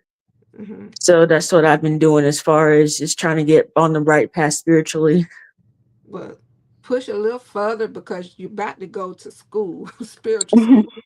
Okay, but when you do it, you're gonna have a divine mission. So right now you may feel like purposely or like, oh, I'm just here and Yeah. but once you just start, Hmm. just read up on, like she said, she gave you some tools that you can start working with now, Hmm. you know, to do the Hmm. work. But you have a and divine mission. yeah, I Hmm. feel like it's also about discovering what's within you. You got a lot of people in the chat. I'm reading the comments. You have a lot of people in the chat that see gifts within you, spiritual gifts Hmm. within you. Oh. They see you having a lot of strength and power just in your eyes. The eyes are the Yes. windows to the soul. Mm. It's something about your energy. It's sweet. Yes. It's a kind energy. So you might attract narcissists naturally, people that Yeah. think they can take Yeah. They advantage of can you. take it. So really it sounds like the lessons that you've gained is helping to pull that lioness up out of you because she's Hmm. there. But I feel like you might Hmm. dim your light, or do you feel like you've kind of always placed yourself in the shadows to some degree? Yes, because I got bullied a lot as a kid from third grade to 12th grade. I had a lot of bullying. Even at home, I was kind of going through a lot of stuff where I was called the devil and stuff. So that's why. Oh, in the home. Okay. So outside of the home, and then you come back home, and you're still being attacked by the people that's supposed to Mm. where your safe haven is. So Right. you have to shrink in all the time. It sounds like so that you wouldn't get that negative attention. Hmm. So now is it's the time to really tap in and to reach within yourself, because you're starting off with clearing unhealthy friendships, relationships, and associations. So that could indicate that if you feel like you're just kind of holding on Mm-hmm. to certain people and you know that they're just not good for you, they don't really respect who you are and the kindness and the compassion that you hold, then Mm-hmm. it's like, okay, setting those healthy boundaries is the first key to bringing out that lioness energy. It's like, no, no, you're not coming over here. And if you do, you're going to hear my roar real loud. So I feel Right. like it's just a matter of tapping back into that. You Okay. might also want to focus on your solar plexus, which I feel like you are because you're changing your diet. Mm-hmm. Do you have any issues with your stomach at all? Yes, even currently, I was having cramps, and not on that. It's not that time of month, and I've been having sinus problems for like years. So for some reason, I had to have nasal surgery, and for some reason, I'm still having those issues, even though I had surgery and stuff. Okay, Mm. so your third eye chakra, because that's in that area right there. Hmm. Your third eye chakra. But I would say work on the lower chakras first before you start going straight for the third eye. But I feel like you likely have a calling. Do you know what's your life path number? One, because my birthday is November 1st. Okay. Well, no, that doesn't make you a Mm-mm. one. Oh, But well, okay. You can give me your birthday? Are you Yeah, comfortable with what's that? Or do you? yeah, Okay. What's your birthday so I can tell you your life path? November 1st, 1996. Okay. So let's see. Oh, you got a lot of ones. Okay. So yeah. Mm-hmm. 1, 9, Let me see. 6. So, okay, you are one. Okay, because all right. So Yeah. you okay. I thought you wasn't including your year when you The year, calculate. yeah. Oh So yeah. you're a leader. People Mm. have been trying to put you in the back of the line all your life when you was always supposed to be at the front. Lion. So that lioness, you're going to lead the pack. That's a natural energy that you possess. But life is going to life on you to push you to shrink to think that you could never be a leader. You would Mm-hmm. never want to be at the front of a line because being at the front of a line means that you're at the center of attention. And Mm-hmm. so you're paving the way. So it's just a matter of getting into alignment with that natural energy that you possess. So just start Mm-hmm. doing spiritual work. If you feel like you have a little bit of shyness or timidness or anything that holds you back, fear of projecting your throat or your communications, these are the types of things that you want to create for yourself by writing it on candles. I am powerful, I am strong, I am a leader. Mm-hmm. I set trends. You know what I'm saying? Mm-hmm. I stand in my authority. Put all Mm-hmm. of those types of things on candles, and that's how you create that energy within yourself. It's one of the ways to do it. So I hope that this armed you with some tools, clearing out the spell work when it comes to your relationships and clearing Mm-hmm. out the unhealthy attachments to people, and then just doing the internal work to put yourself in Mhm. that number one life path energy. Okay. Can Okay, I thank can I you. ask her something? Uh-huh. Yes. Mhm. What is your fear? Um, I have a bunch of them, but I guess not being Yeah. successful in life. Not being successful in life, but what is your fear pertaining to um you taking lead of your life? I guess Like, being like rejected again and bullied and that kind of stuff, because that's just what I'm used to. People pushing me so back, like that's you what. said. People push me to the back. So this intolerant shadow, this is Mm-hmm. you. You don't. You're intolerant. You need to accept your differences because you're different. So Yeah, that's true. accept yourself. Accept yourself, and it'll push you out of this faking it, making it energy. That's true. So just ground yourself and get ready for a journey because you definitely have a divine mission. So Yeah, get just it, get be excited. Mm-hmm. yeah, and just be patient with yourself. Do Yeah. something every day that's going to empower you to get you closer to that place, that to get Mm-hmm. you closer to your authentic self, because you're really Mm-hmm. not going nowhere. You're just finding who's already there, but she has so many layers around her because you had to protect Yes. yourself at all times. So just Mm-hmm. get back to your nature. Do something every day to get back to your nature, to either shed energy by writing, burning, and releasing, or to Mm-hmm. Mm-hmm. put on candles what you want to become, because what you desire to become is who you truly are. Mm-hmm. So that's Yes. what you want to do. But I'm glad you reached out to Maria. And of course, if you want a personal reading, you know what to do. Just reach out and we can dive a little bit deeper. Okay. Okay. Thank you. You're welcome. Take care. Okay. So let me see. I have Treasure. Hey, Treasure. Hello, Miss Shavi, and hello, Jess. Did I say your Hello. Hey. How you um, doing? I'm doing good. I'm That's doing good. good today. I recently reached out to you, Miss Shavi. I emailed you. Are you still doing the personal readings for the month of January? Well, if you make your payment before January is out, I can still honor the special, but I would still have to schedule you for February because I'm pushed out until about February 6th as far as the reading itself. But if you make the payment this month, then I can honor the $55 special. So I'll check and see. Just shoot me an email again because sometimes my emails get lost when I get a high influx of emails at one time. Okay, I But can definitely do that. okay, so then what generational curses have you noticed still lingers in your family? Maybe one, two, two at the most. The most relevant one that I recently came into contact with and had to go like a separate way from was like the betrayal. I I was like experiencing betrayal and I didn't know where like it was coming from. And it was also the spirit of jealousy. I don't know what it is, but when people come around me, I feel this pit in my stomach, and I can feel like I before I did not have a word or how to describe it, but now since I lived through those experiences, I know what it is now looking back.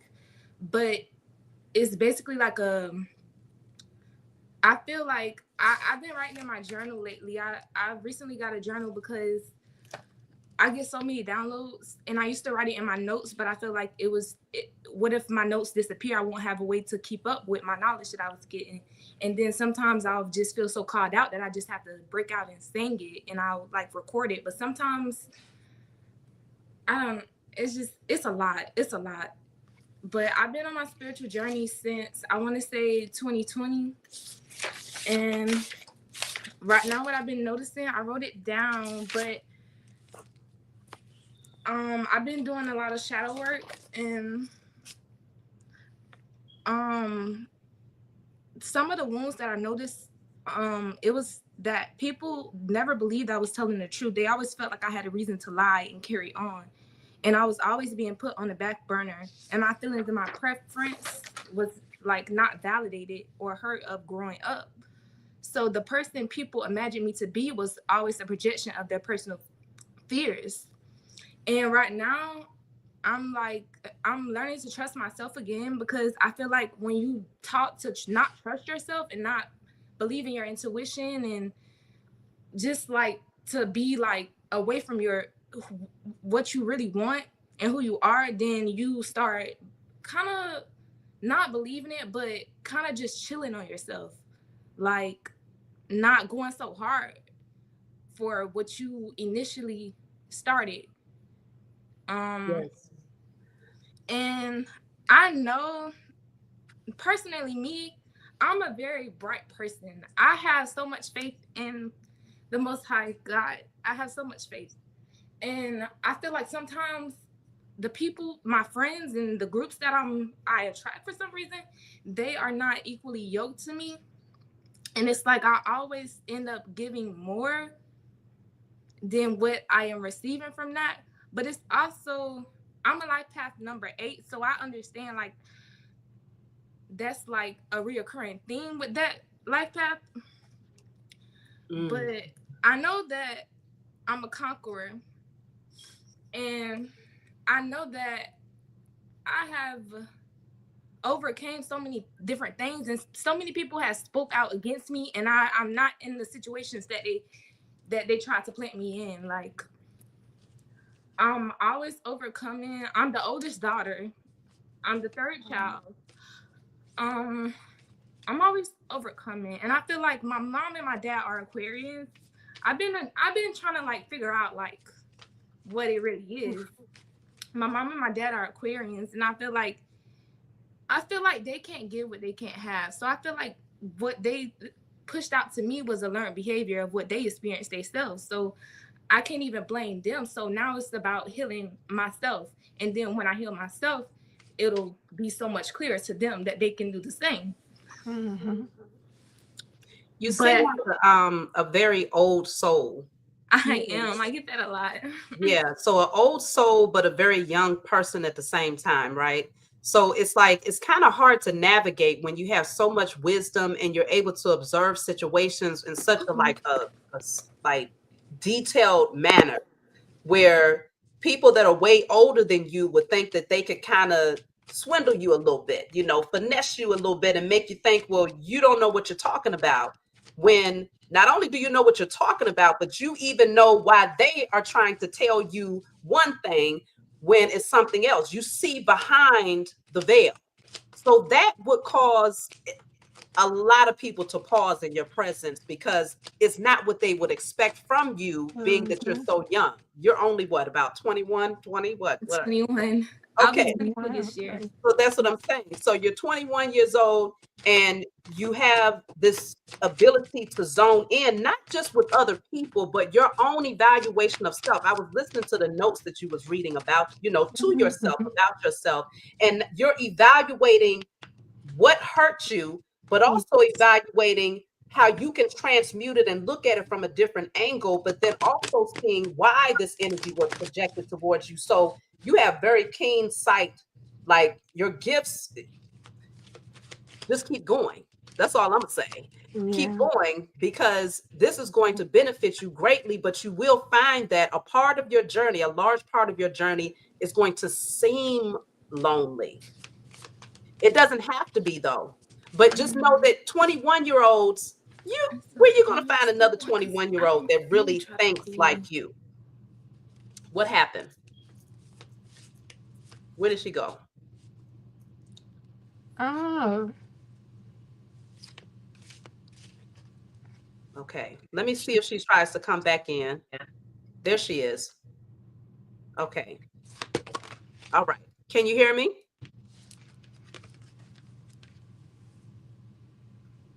Oh, I think something is going on with her volume, so she's trying to adjust that. But Okay. I will say that I'm going to pull a card for her and just wait for her to come back in. But as far as the generational cycles, it really just sounds like for her,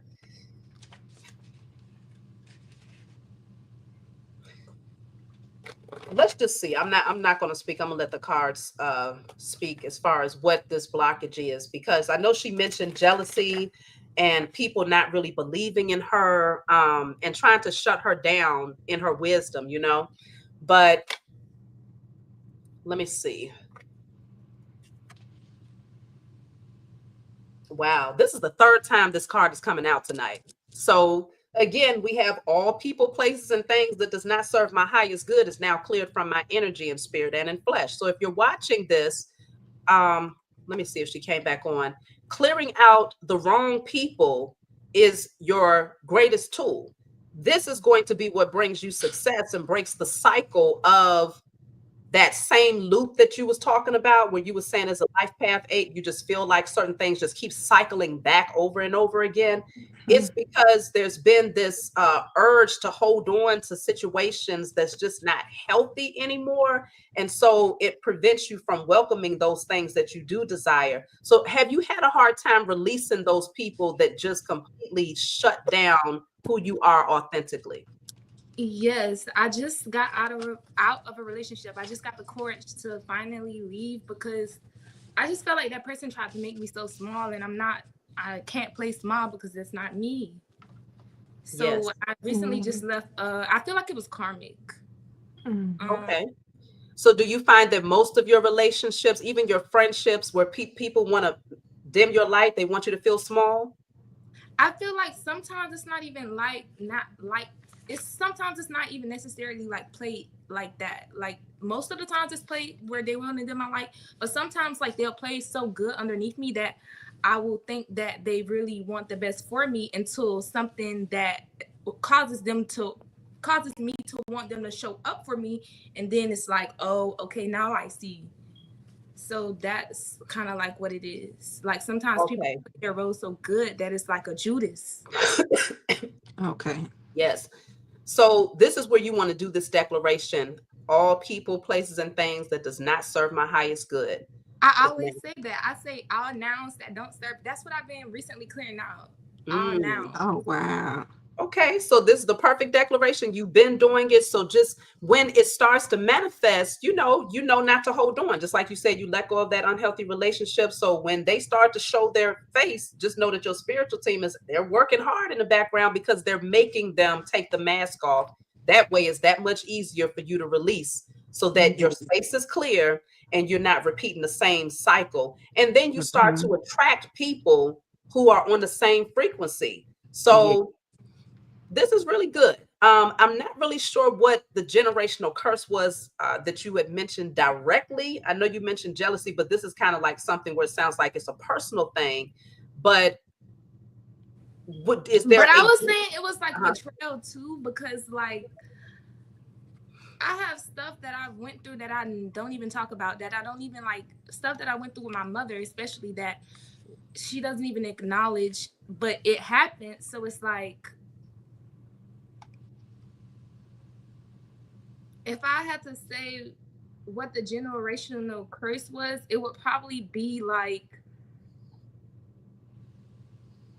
um, I want to say like ignorance, but ignorance can sometimes be seen as fear, but just like not knowing, like and not not really wanting to giving know, yourself a chance I was gonna to. say not really not wanting to know. wanting to know. Yeah, Yeah. yeah. So that is definitely a generational curse that we didn't discuss Mm-hmm. tonight. That's actually a Yeah. deep That's one a in and good of one. itself. Yeah. Oh yeah. And So uh-huh. I recently was talking with a friend about like the mentality that surrounds our community as Black and brown people, because it's like, if I say I want to do this, I feel like we should support each other, we should uplift each other, we should encourage each other. We should not like be like, oh, you can't do that. Just because you don't have it, the capacity to think that far, doesn't mean that you can't do it. Just like that doesn't mean I can't do it. Right. But Mm-hmm. it's like a mentality. Like the friend that I was speaking to, she said that it was a slave mentality, because like how some slaves wanted to escape and then some wanted to stay. And I resonated with that a lot, because it's Hmm. like, I know that I was created for so much more, but it's the people around me that try to box me in. Yes. So projecting their fears cause them fear is crippling. So if they're crippled in fear, then they want you to be crippled in fear with them too. That's what it sounds like. Mm-hmm. Um, well, let me see. I want Wow. to pull a card. Let me pull a card real quick, just as far as the ignorance is bliss curse. I don't even know. I guess that's the best way that I could put it. So let me just pull a card for that. And Jessica, whatever you have, feel free to jump in. I just want to pull this real quick. So what do we have? Well, are you in school? No. I am Okay. What are you in school for exactly? social entrepreneurship. Entrepreneurship. Is it any something with art or music or something with you? Actually, music is my gift. That's something I've been like picking Okay. up on, but I can't really push it out yet. I don't know. It's You. something blocking. So Mm, listen to me. So when you said her team was fight, your angels literally are fight. You don't see it, but they are warring for you. oh, she feels it. She knows. Yes. So know that, and what you're doing. And as far as those Aquarius parents, don't entertain, because that's stubborn energy. Okay, don't, because they don't bend. Aquarius love endings, and they slam the gavel. What they say goes. I If they also, don't want to talk about it, they're not going to talk about it. Show and prove. When you show and prove, they naturally see anything. It's something very Pisces about you. I don't I have You might Pisces be a Mars. Pisces moon, huh? It's Pisces Mars Aquarian Moon. Oh, okay. Aquarius holds Scorpio Pisces. rising, Cancer Sun. I don't know if that. Okay, yeah. Oh, girl. So that's why you got listen to the eternal song of your soul. Tune into it and learn to trust it. Trust yourself with the gift that the Most High has given you. So if you're going to sing, sing regardless of what is going on around you. You see how all that looks dead?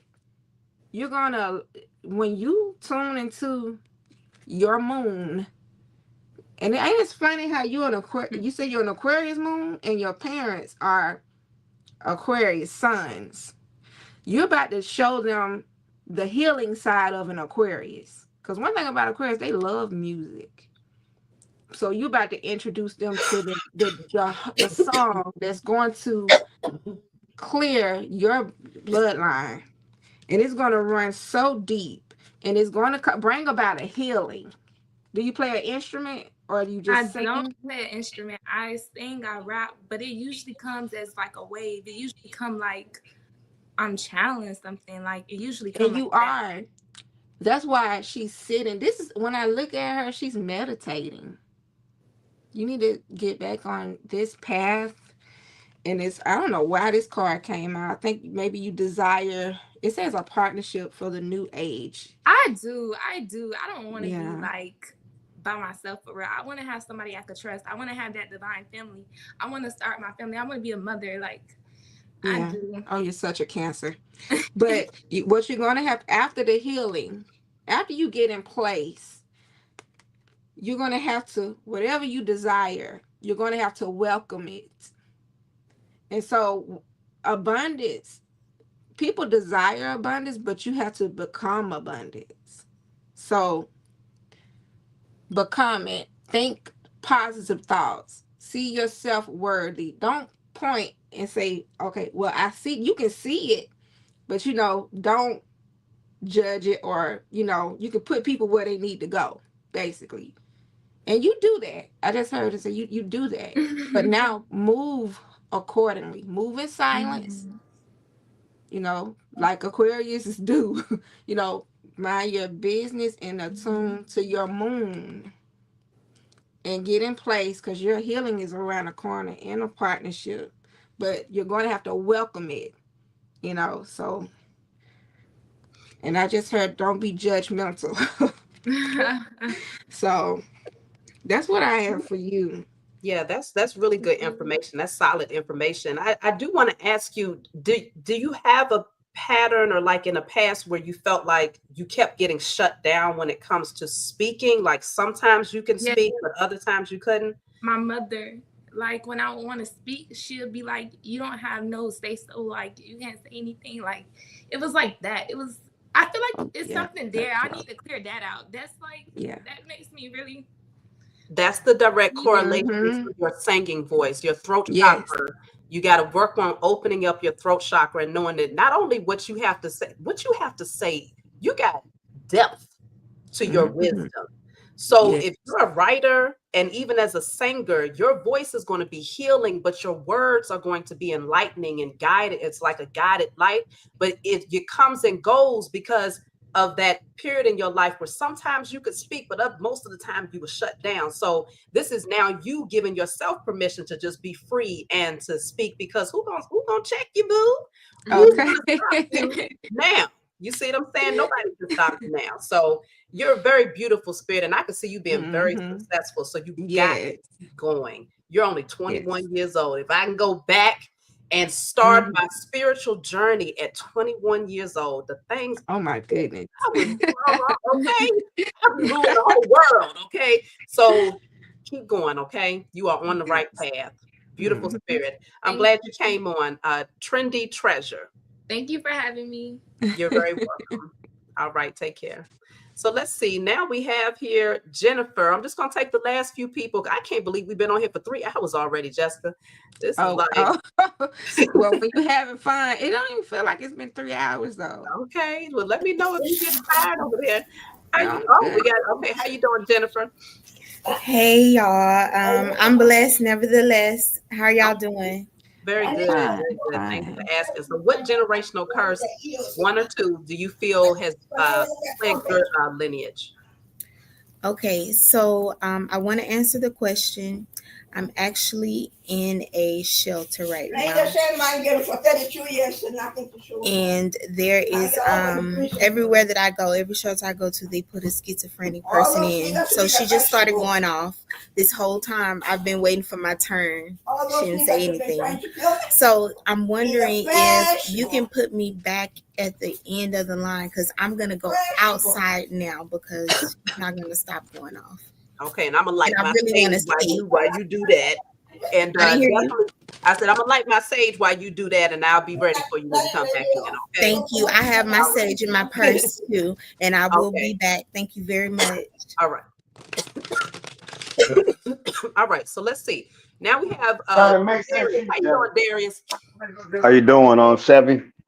I'm gonna step out of the house for a minute. It's loud in here, so Okay. Okay. okay. Y'all might have seen How you Darius been doing? on the dating podcast. Darius has come on a dating podcast before. I've been doing good. How about you? All right. I haven't seen you in a while. I'm on here a lot. No, I see you. I see you a lot, but I don't. Like I said, I haven't talked to you in a while. We don't talk. What do you mean, Darius? I'm Darius. talking about like on the apps. That's what I mean. On what apps? The dating apps and stuff. Oh, okay. Because I don't want to give nobody no impressions of things that don't exist here. Oh Okay. no, I wasn't saying it. Okay. That wasn't where. Let's get into the subject at hand then. So as far as like generational curses, do you have specific curses, maybe one or two that you feel has plagued your bloodline? Alcoholism. Okay. I broke it. I haven't drank in 5 years. Okay. I know I broke the curse because when I broke it, I had a weird dream about me and a whole bunch of my ancestors sitting under a tree, and they was passing what looked like alcohol around in some type of wooden vase, and I threw it, and they all got mad at me, and I woke up. So the wooden vase, it sounds like that could have been some sort of trinket that was passed down from one generation to the next, but you broke that thing. That's Yeah, I took it and threw it because I knew it was alcohol in it, because when they was passing it around, they was all drinking out of it. Okay, very good. And I took it and threw it, and yeah. Okay. And so I knew I broke it. What did you do to stop drinking alcohol? Well, I just asked God to take the taste from me, and just like that, cold turkey. And it's been 5 years since I had a drink. Wow. That was because I was actually sincere about it, and I actually meant what I said when I said it. Okay, so you notice that there's a trend, or there's a pattern, a generational cycle of alcoholism. Let me pull a card just to see what you can do as far as breaking that, because it's still an issue today. Would you say so? No, I mean, not with me, but Not for you, my but brothers. your lineage. Yeah, my brothers and my cousins. Yeah, they still drinking stuff. So yeah. Okay. Well, let me see what's going to come out here, because we did speak on addiction, so you might want to implement some of the that particular declaration for the generational curse of addictions. But let me just see for you specifically. Okay. So this is corrected. This is connected to sexual traumas and the Jezebel spirit. So this is going to say all sexual, physical. I think, what, matter of fact, this is the one that I posted at the bottom of the screen earlier. So rather than, I'll read it, but you can go back once I upload it and just write it down and burn it. So it says all sexual, physical, emotional, and spiritual cord attachments to all past sexual partners, both consensual and non-consensual, and the Jezebel spirit attached to those encounters are now destroyed in spirit and in flesh. And in flesh, so, yeah. Yeah, it's directly connected to the sacral chakra, but specifically sexual traumas, and this desire to feel something outside of yourself, to feel pleasure that you feel like you can't create within yourself. So yes. That's what's But like, I think there's a lot of people that watch porn in my family too. So I don't it might be connected to that as well. Yeah, that Jezebel spirit is going to reflect itself in different ways. It'll come through addictions, and that's the main thing, but it's going to be a different type of addiction for everybody. For some people, it could be gambling, sex, pornography, alcohol, substance. It's going to be some form of a codependency that deals with feeling good in a moment. So that's your that's the generational curses directly connected to the blockage of the sacral chakra, the Jezebel spirit, and potentially sexual traumas if it's hidden and not really openly spoken about. You see what I'm saying? Yeah, I Do you understand. do you have anything on your end, Jessica? Well, I wanted to pull something else, a black moon card, for you, but I did get the high priestess card. Um, I don't know if you're someone who can see behind the veil. Um, Yes. I okay, mean, I'm very so gifted. yes, so that's why this male high priestess card came out for you. Um, Yeah. and I clarified Um. this. Uh huh. Yeah. What I was saying, talking about earlier about men or women was first. I think that the masculine energy was here first because the simple fact is that being that God is the creator of all things, He didn't need to have people to reproduce at the time when He was actually doing the creation. Because the simple fact is that no one died. It wasn't a reason to create male and female because, like I said, no one died before He did create man on this earth. That's when He decided to make a woman to you know help the man reproduce because a man can't reproduce on his own. But not being that I'm trying to force the masculine will, but I'm just saying that God did create man first because the simple fact it wasn't no reason for us to reproduce at first until He came to creation on His earth. Well, I noticed, I mean, I'm not exactly surprised that you believe the man came first because I noticed that you keep saying he. So you seem to exclude the feminine when it comes to Now, I'm your. not excluding the feminine. I'm just saying it wasn't a reason to reproduce because He was the creator of all things. The only reason He created man and woman to reproduce because the simple fact was He wasn't going to dwell with us. He was going to let us do our own thing. That's Oh, why He created the man and the woman.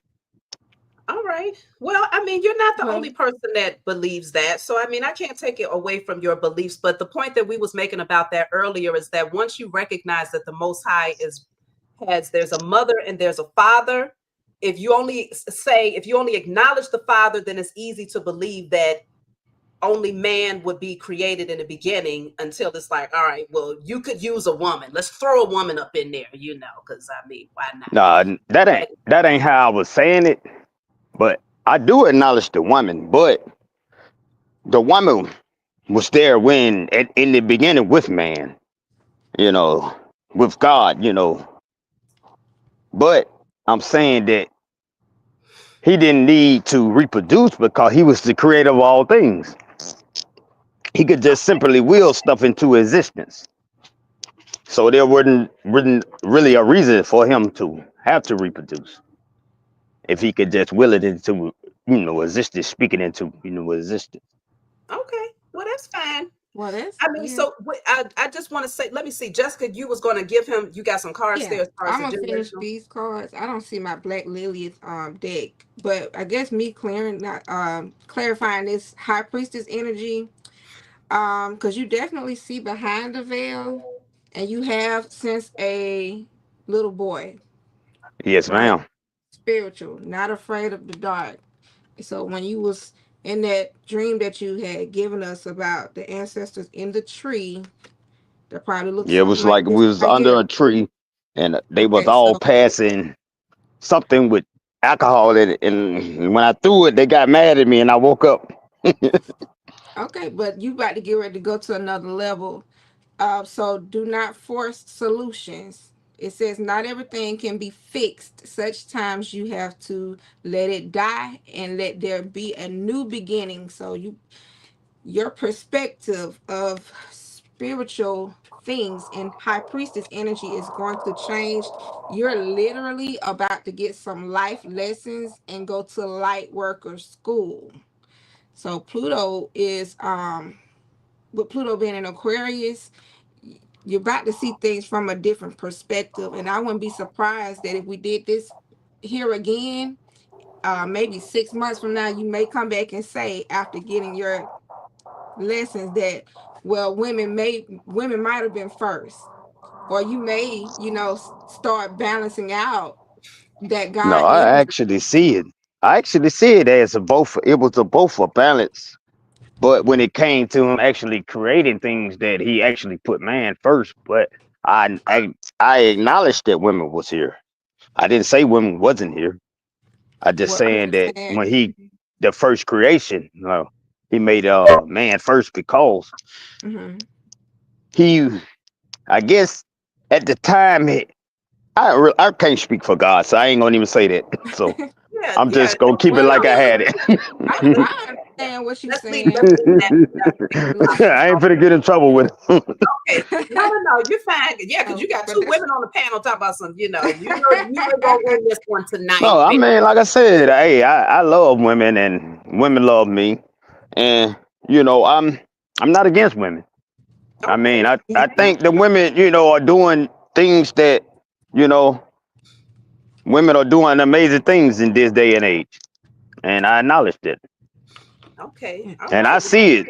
Actually see it, especially with Shabby, and you know, Thank you. I I see appreciate it. And I watch you all the time, Shabby. I know I get on your ever giving last nerve when I be bothering you all the time. I know I do, Well, I'm glad but you like I came. said, I mean, I hope that this brought you some clarity as far as the generational, because if you feel like you're the generational curse breaker of your family, then yeah, just knowing that is connected to the block sacral chakra, the Jezebel spirit, and any sexual traumas, that's where you want to direct your focus when it comes to breaking that on behalf of your lineage, then, okay? yeah. But see, it's a different when you think it and you actually know that you the generation curse breaker. Because I talk to the Most High all the time, and He actually speaks to me, which I had told you like that once when I had talked to you on the Love channel. Mm-hmm. Yeah, but Okay. I Well, mean, then, I know it. yes. I be having so many spiritual downloads and stuff, and it is what it is. Well, sometimes when you get a lot of downloads, you're either called to bring it forward on a public platform or you're being called to put it in a book, but somehow you want to be able to express it. If you suppress it too much, then it becomes information overload. And it's like you got all of this information and you don't know how to sort it out or what you know how to direct it. So just consider if you feel called, you might just bring your voice forward and start, speaking openly about the things that's being revealed to you. So that could also be a part yeah. of breaking the generational cycle is coming out of silence Hmm.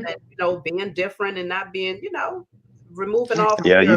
I actually do. I speak about it on my TikTok, on my TikTok platform, my Instagram, and my YouTube. You remember you told me I should um switch from your TikTok to YouTube because they was finna do the TikTok ban, but Oh, they end up bringing it back. So I do it on all three platforms now. okay, very good. All right then. Well, keep doing your thing, keep speaking your truth and breaking those generational cycles. And I'm glad you came on, Various. So let's see. We're gonna go ahead and close out. I'm gonna go to the next person then. Okay, have a good one, Chevy. Take care. Okay, so let's see. I'm gonna bring Amani on. So Amani, let's see. Hey Amani. Hey, how you doing? Oh, good. Am I saying your name? Okay, Amani. Yeah, Okay. yeah. Okay. Good. I'm doing well. How about yourself? I'm blessed. Okay, good. So tell me, what generational curses do you feel is lingering in your family? I can't name one that hasn't. So it's a multitude. I would say a multitude of them. Okay, so which one would you like to focus in on in this conversation? Let me see. Maybe probably lack mentality. Lack. Uh, just to have strength to be able to believe that you can actually do things. Okay, so lack mentality. So do you prefer to not be seen on camera? Now I'm actually walking around this lake, so it's dark, and I'm just by a light right now. So Oh, okay. y'all can Okay. see me. All right. Yeah, I guess that's a lot better right there. We can see you. Okay. Well, let's Yeah. see. So I just want to see what is the lack mentality, what is causing that, and just give you something to take with you as far as a tool to use to break that cycle. I had a And card. I have been on I feel like I've been on a spiritual journey my whole life, like even before I was born.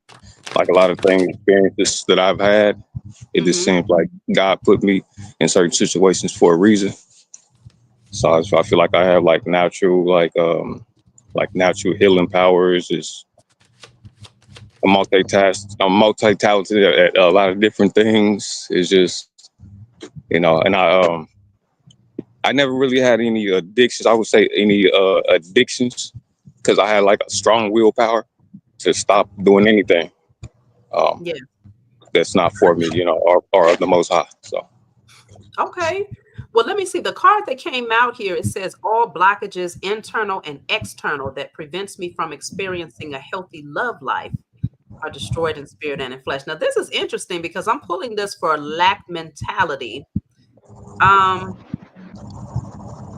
I mean, unless this is showing that unhealthy patterns in your love life called in a particular energy that created scarcity, like certain yeah, types of relationships. I would say on the most recent one was like 'cause I had like toxic relationships, but like I said, I think God put me there to be a blessing and a lesson, on both ends. Most I believe on their part, but it could be equally 50-50. Um, what else can I say? I had met somebody like in October, Mm-hmm. very decent woman, and then like only told like a couple I think my mother, my sister, like maybe a couple of coworkers said I just met somebody interesting and this and that, and it seemed like I came under like a heavy spiritual attack. I Wow. took time off of work to just get my mind right and start grounding myself more. I'm walking around the lake right now. It's close by my house, but I did take a journey from California to California. I was originally from Kansas City, Missouri, and I moved out here. I've been out here about 4 years. Came out here for a job. I've been on that journey ever since. So Okay. So you can relate to attracting certain people that kind of drains your resources in some ways then, yeah, or I do believe that I'm a habitual demon slayer. Or they, I can see, like I know stuff. Like sometimes I know things. I seen things when I was younger, and I was like couldn't understand like what, like why am I seeing this? But or experiencing certain things. But I just embrace it. I just embrace it, and whether I understand it or not, because I walk by faith. What I'm saying, not by sight. So okay. Well, let me see, Jessica, what are you getting on your end as far as what has created this blockage of lack mentality for Amani? Well, I got two cards. Now the first card that deals with money is a tarot dependency energy. So this is tarot dependency taking away your ability to make your own choices instead of you. Do you watch a lot of tarot videos or? um, I was kind of introduced. I've known about it over the years, but I came across something and somebody that like did a we both like did a reading, right? We just kind of fun. Somebody I just met, she was like, let's do these, tarot thing. And she did one and I did one. I don't know nothing about tarot for real, like in detail, but I've been learning about it recently, coming across it, trying to like see what it's about and everything. So Well, you got some dependency there, but you're going to have to go through the journey to where you're trusting your own inner right, voice and your own guidance. right, back to self. Um, Yeah, and that second card is the drama shadow. It says creates and attracts a lot of drama, chaotic life, unstable relationships. Does that resonate with you, with your I mean, in the energy? past, in the past, yeah, but like recently, I've been Okay. like by myself. I ain't been in no relationships. I'm celibate. Like I ain't smoking. I've never been a Are you still drinker. Like connected to these people? Like, is there a bridge where no, you I'm can not. still I'm not communicate? physically connected to Okay. nobody. You know what I'm saying? I'm by myself. I got roommates. You know what I'm saying? Like, but that's it. I don't. None of that. So yeah, I don't know what. Could be somebody trying to do something to me that I can't Part of see. lack I definitely mentality. have felt different things because I Mhm, wasn't watching her like all this happened like all of a mhm, sudden like this hit me so out of mhm. nowhere it seemed like. So I've been working on But just I will say, praying a lot and fighting things off, and yeah. Oh, okay. okay, so it sounds like So you're that's, definitely on well on your way as far as no yeah. longer I did do the generational curse you did. breaker some months ago. You know what I'm saying? Some months Okay. ago. One time I seen your live and I came This across it and I was past like, okay. energy. And I have been doing certain things during that time. So Okay, because I was going to say the common theme is that Jessica also pulled the energy of relationships, and this is talking about um, removing blockages that prevent you from experiencing a healthy Yeah. love life. So it could be something that wants to latch on to you to prevent you from receiving your inheritance in some way, to keep you in yeah. lack.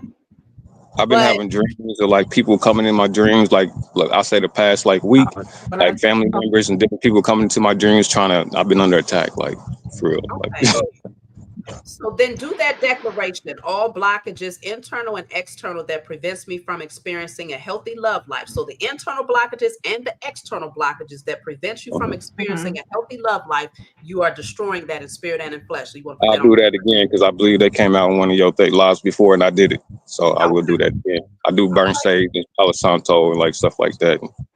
And take nature walk, do barefoot walk sometimes. You know what I'm saying? And get out in nature because I'm about love nature. I connect with animals and all of that stuff. So Okay, very good. okay. So I feel like you're well on your way. You're doing the Yeah. work.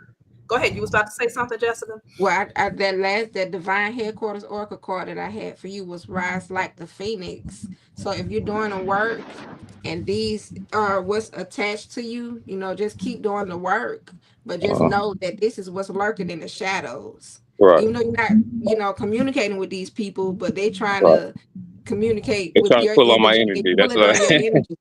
I didn't So, block people. I cut and family off. also And I didn't did a whole bunch of stuff. A whole lot of people stuff. Like don't a whole lot. think Yeah, highly of you. yeah. But I'm I a don't know really good why. person. I'm a really Yeah, good person. You know what I'm saying? I it's always a I've lot been a of problem. like evil Yeah. eye energy for some reason that I'm picking Oh up. yeah.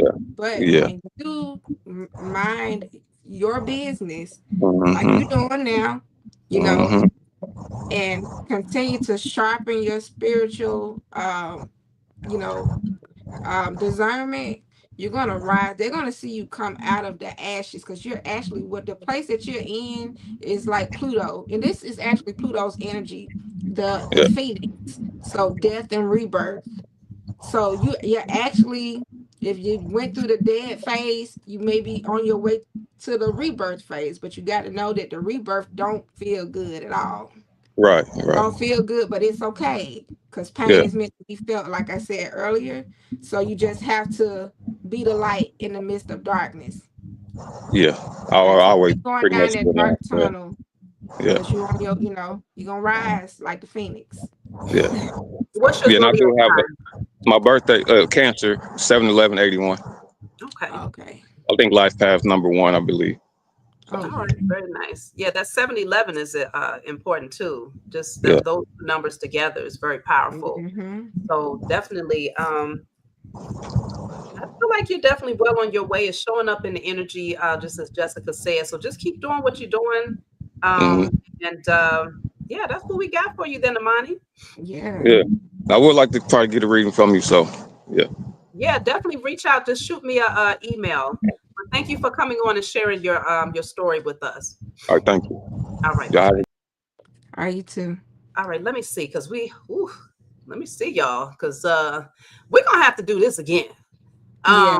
But we got a lot of people that wants to come on. I think I'm gonna take one more person, and I know some of y'all are like, I've been waiting, but I'm not gonna lie, I'm getting a little tired now, So I'm going to take the next person who has been waiting, which is Kendall. And how you doing, Kendall? Hello, Miss Shabby Zane and Miss Unconventional Jack. I'm good. How are y'all doing, ladies? I'm Very good. fine. Thank you for I'm good. asking. Thank you. Where you calling from? I'm from Indianapolis, Indiana. Oh, you sounded like you was from the UK or something. I'm like, okay, you calling from the UK? Okay, wow. You know, as a child, I'm so sorry. I didn't mean to interrupt you, ladies, No, but you're as a fine. child, everybody always thought that I spoke like I was from the UK or Africa, but I'm African American. Okay, very nice. Okay. All right. Okay. Well, what generational curses do you feel has plagued your family? At least, no more than two. Ladies, if I may be honest with you, mental and emotional anger. Okay. Mm. Okay. So now we got to get to the root of what has caused that. Do you feel like you've been able to break that particular generational cycle?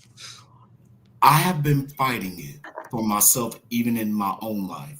And I want to be still a positive inspiration for all children and even the people in my community. Okay. All right. Very nice. So let's just see what can you do? Because obviously when we're talking about anger, it's directly connected to your solar plexus. But even when it comes to mental, we're looking at the crown chakra. So a lack of a connection on a spiritual level, but there's also this pent up anger that exists within that's bottled up in the solar plexus. So let's just see, what is this all about? Earlier. So this says all demonic forces within my energy are destroyed in spirit and in flesh. All demonic forces within my energy are destroyed in spirit and in flesh. That's what you want to write on paper and burn on behalf of yourself and your lineage. So there's some sort of negative energy that wants to penetrate within your energy and that of your lineage. What do you get on your end, Jessica, to piggyback off of this as far as demonic forces here? Well, what I got was I'm using the Chosen Journey cards by the Fly. Mm-hmm. Your inner childhood woundings is the motivating factor behind that energy. So it could be abandonment issues, insecure, repressed emotions, like all the things that we talked about earlier. But it left you like you feel like you got to fight all the time. All the time. But that pain, like it's going to have to be some healing that take place. This is just at the bottom of the deck. And I'm going to take this too because I'm being led to. It says pain is fuel. All that pain, all that suffering, all that confusion, use it as fuel and transform your troubles into gold. So like we was mentioning earlier about, taking the pain and just making the best of it.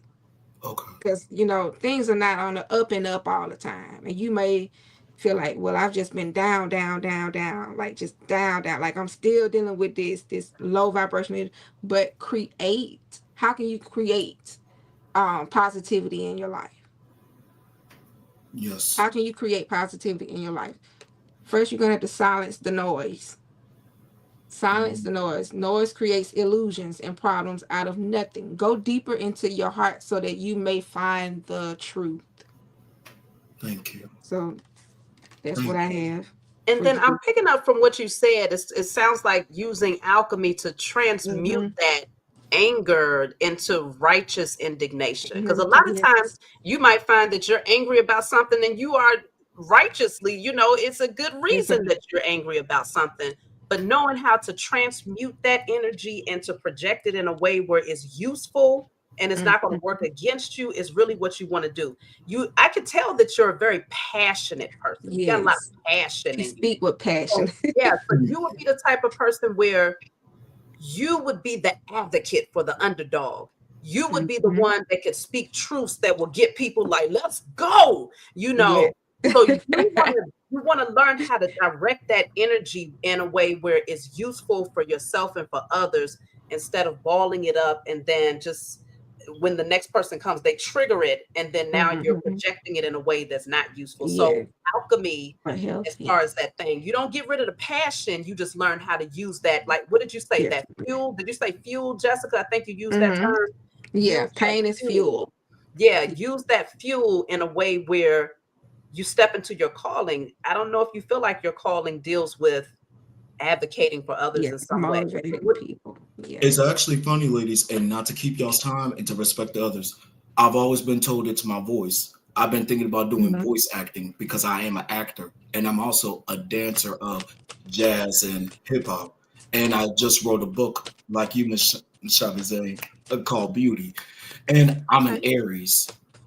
And if I may say this, I've been the type of man where people thought they could walk over me. So I had to force myself to learn to fight physically. That's why I don't want my anger That's to why. control me anymore. Yeah. Okay, very nice. So then, yeah, you have a lot of passion in you just off the strength that you're in Aries, that fire energy is within you, you know, so you're the leader, you know, you're the one that's going to come forward, you're going to start things and you're going to, you know, be at the front of the line in a lot of cases, you know. So I would just say use that energy to your advantage and not allow people to cause it to be a disadvantage. That's the main thing. But it deals with demonic forces. So energy does want to come in and see if it can hover and find ways to, you know, dim your light and stuff like that. But obviously, I feel like you're pretty self-aware. So you know when the energy is, you never let it build up to the point where it's a blow up anyway. You know, you catch it when it's subtle. So when it's like, I don't know, I'm just irritated for, I don't know what I'm irritated for. But then it's like, all right, well, let me write, burn, and release. You know, I destroy and clear all unhealthy emotions and feelings, known and unknown. Even if you can't define it, you can still set the intention to clear it. Yes. You know, and so that it doesn't pile up. But I can definitely see where.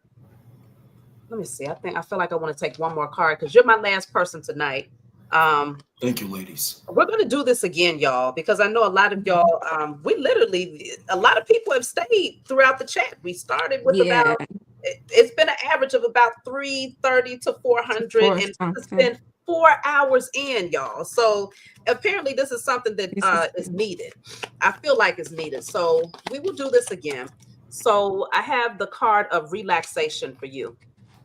And that's the main thing, just learning how to relax. You know, it's like, don't take life too seriously. You know, remember you're a spirit having a human experience. And so look at that. I cut the deck at stillness.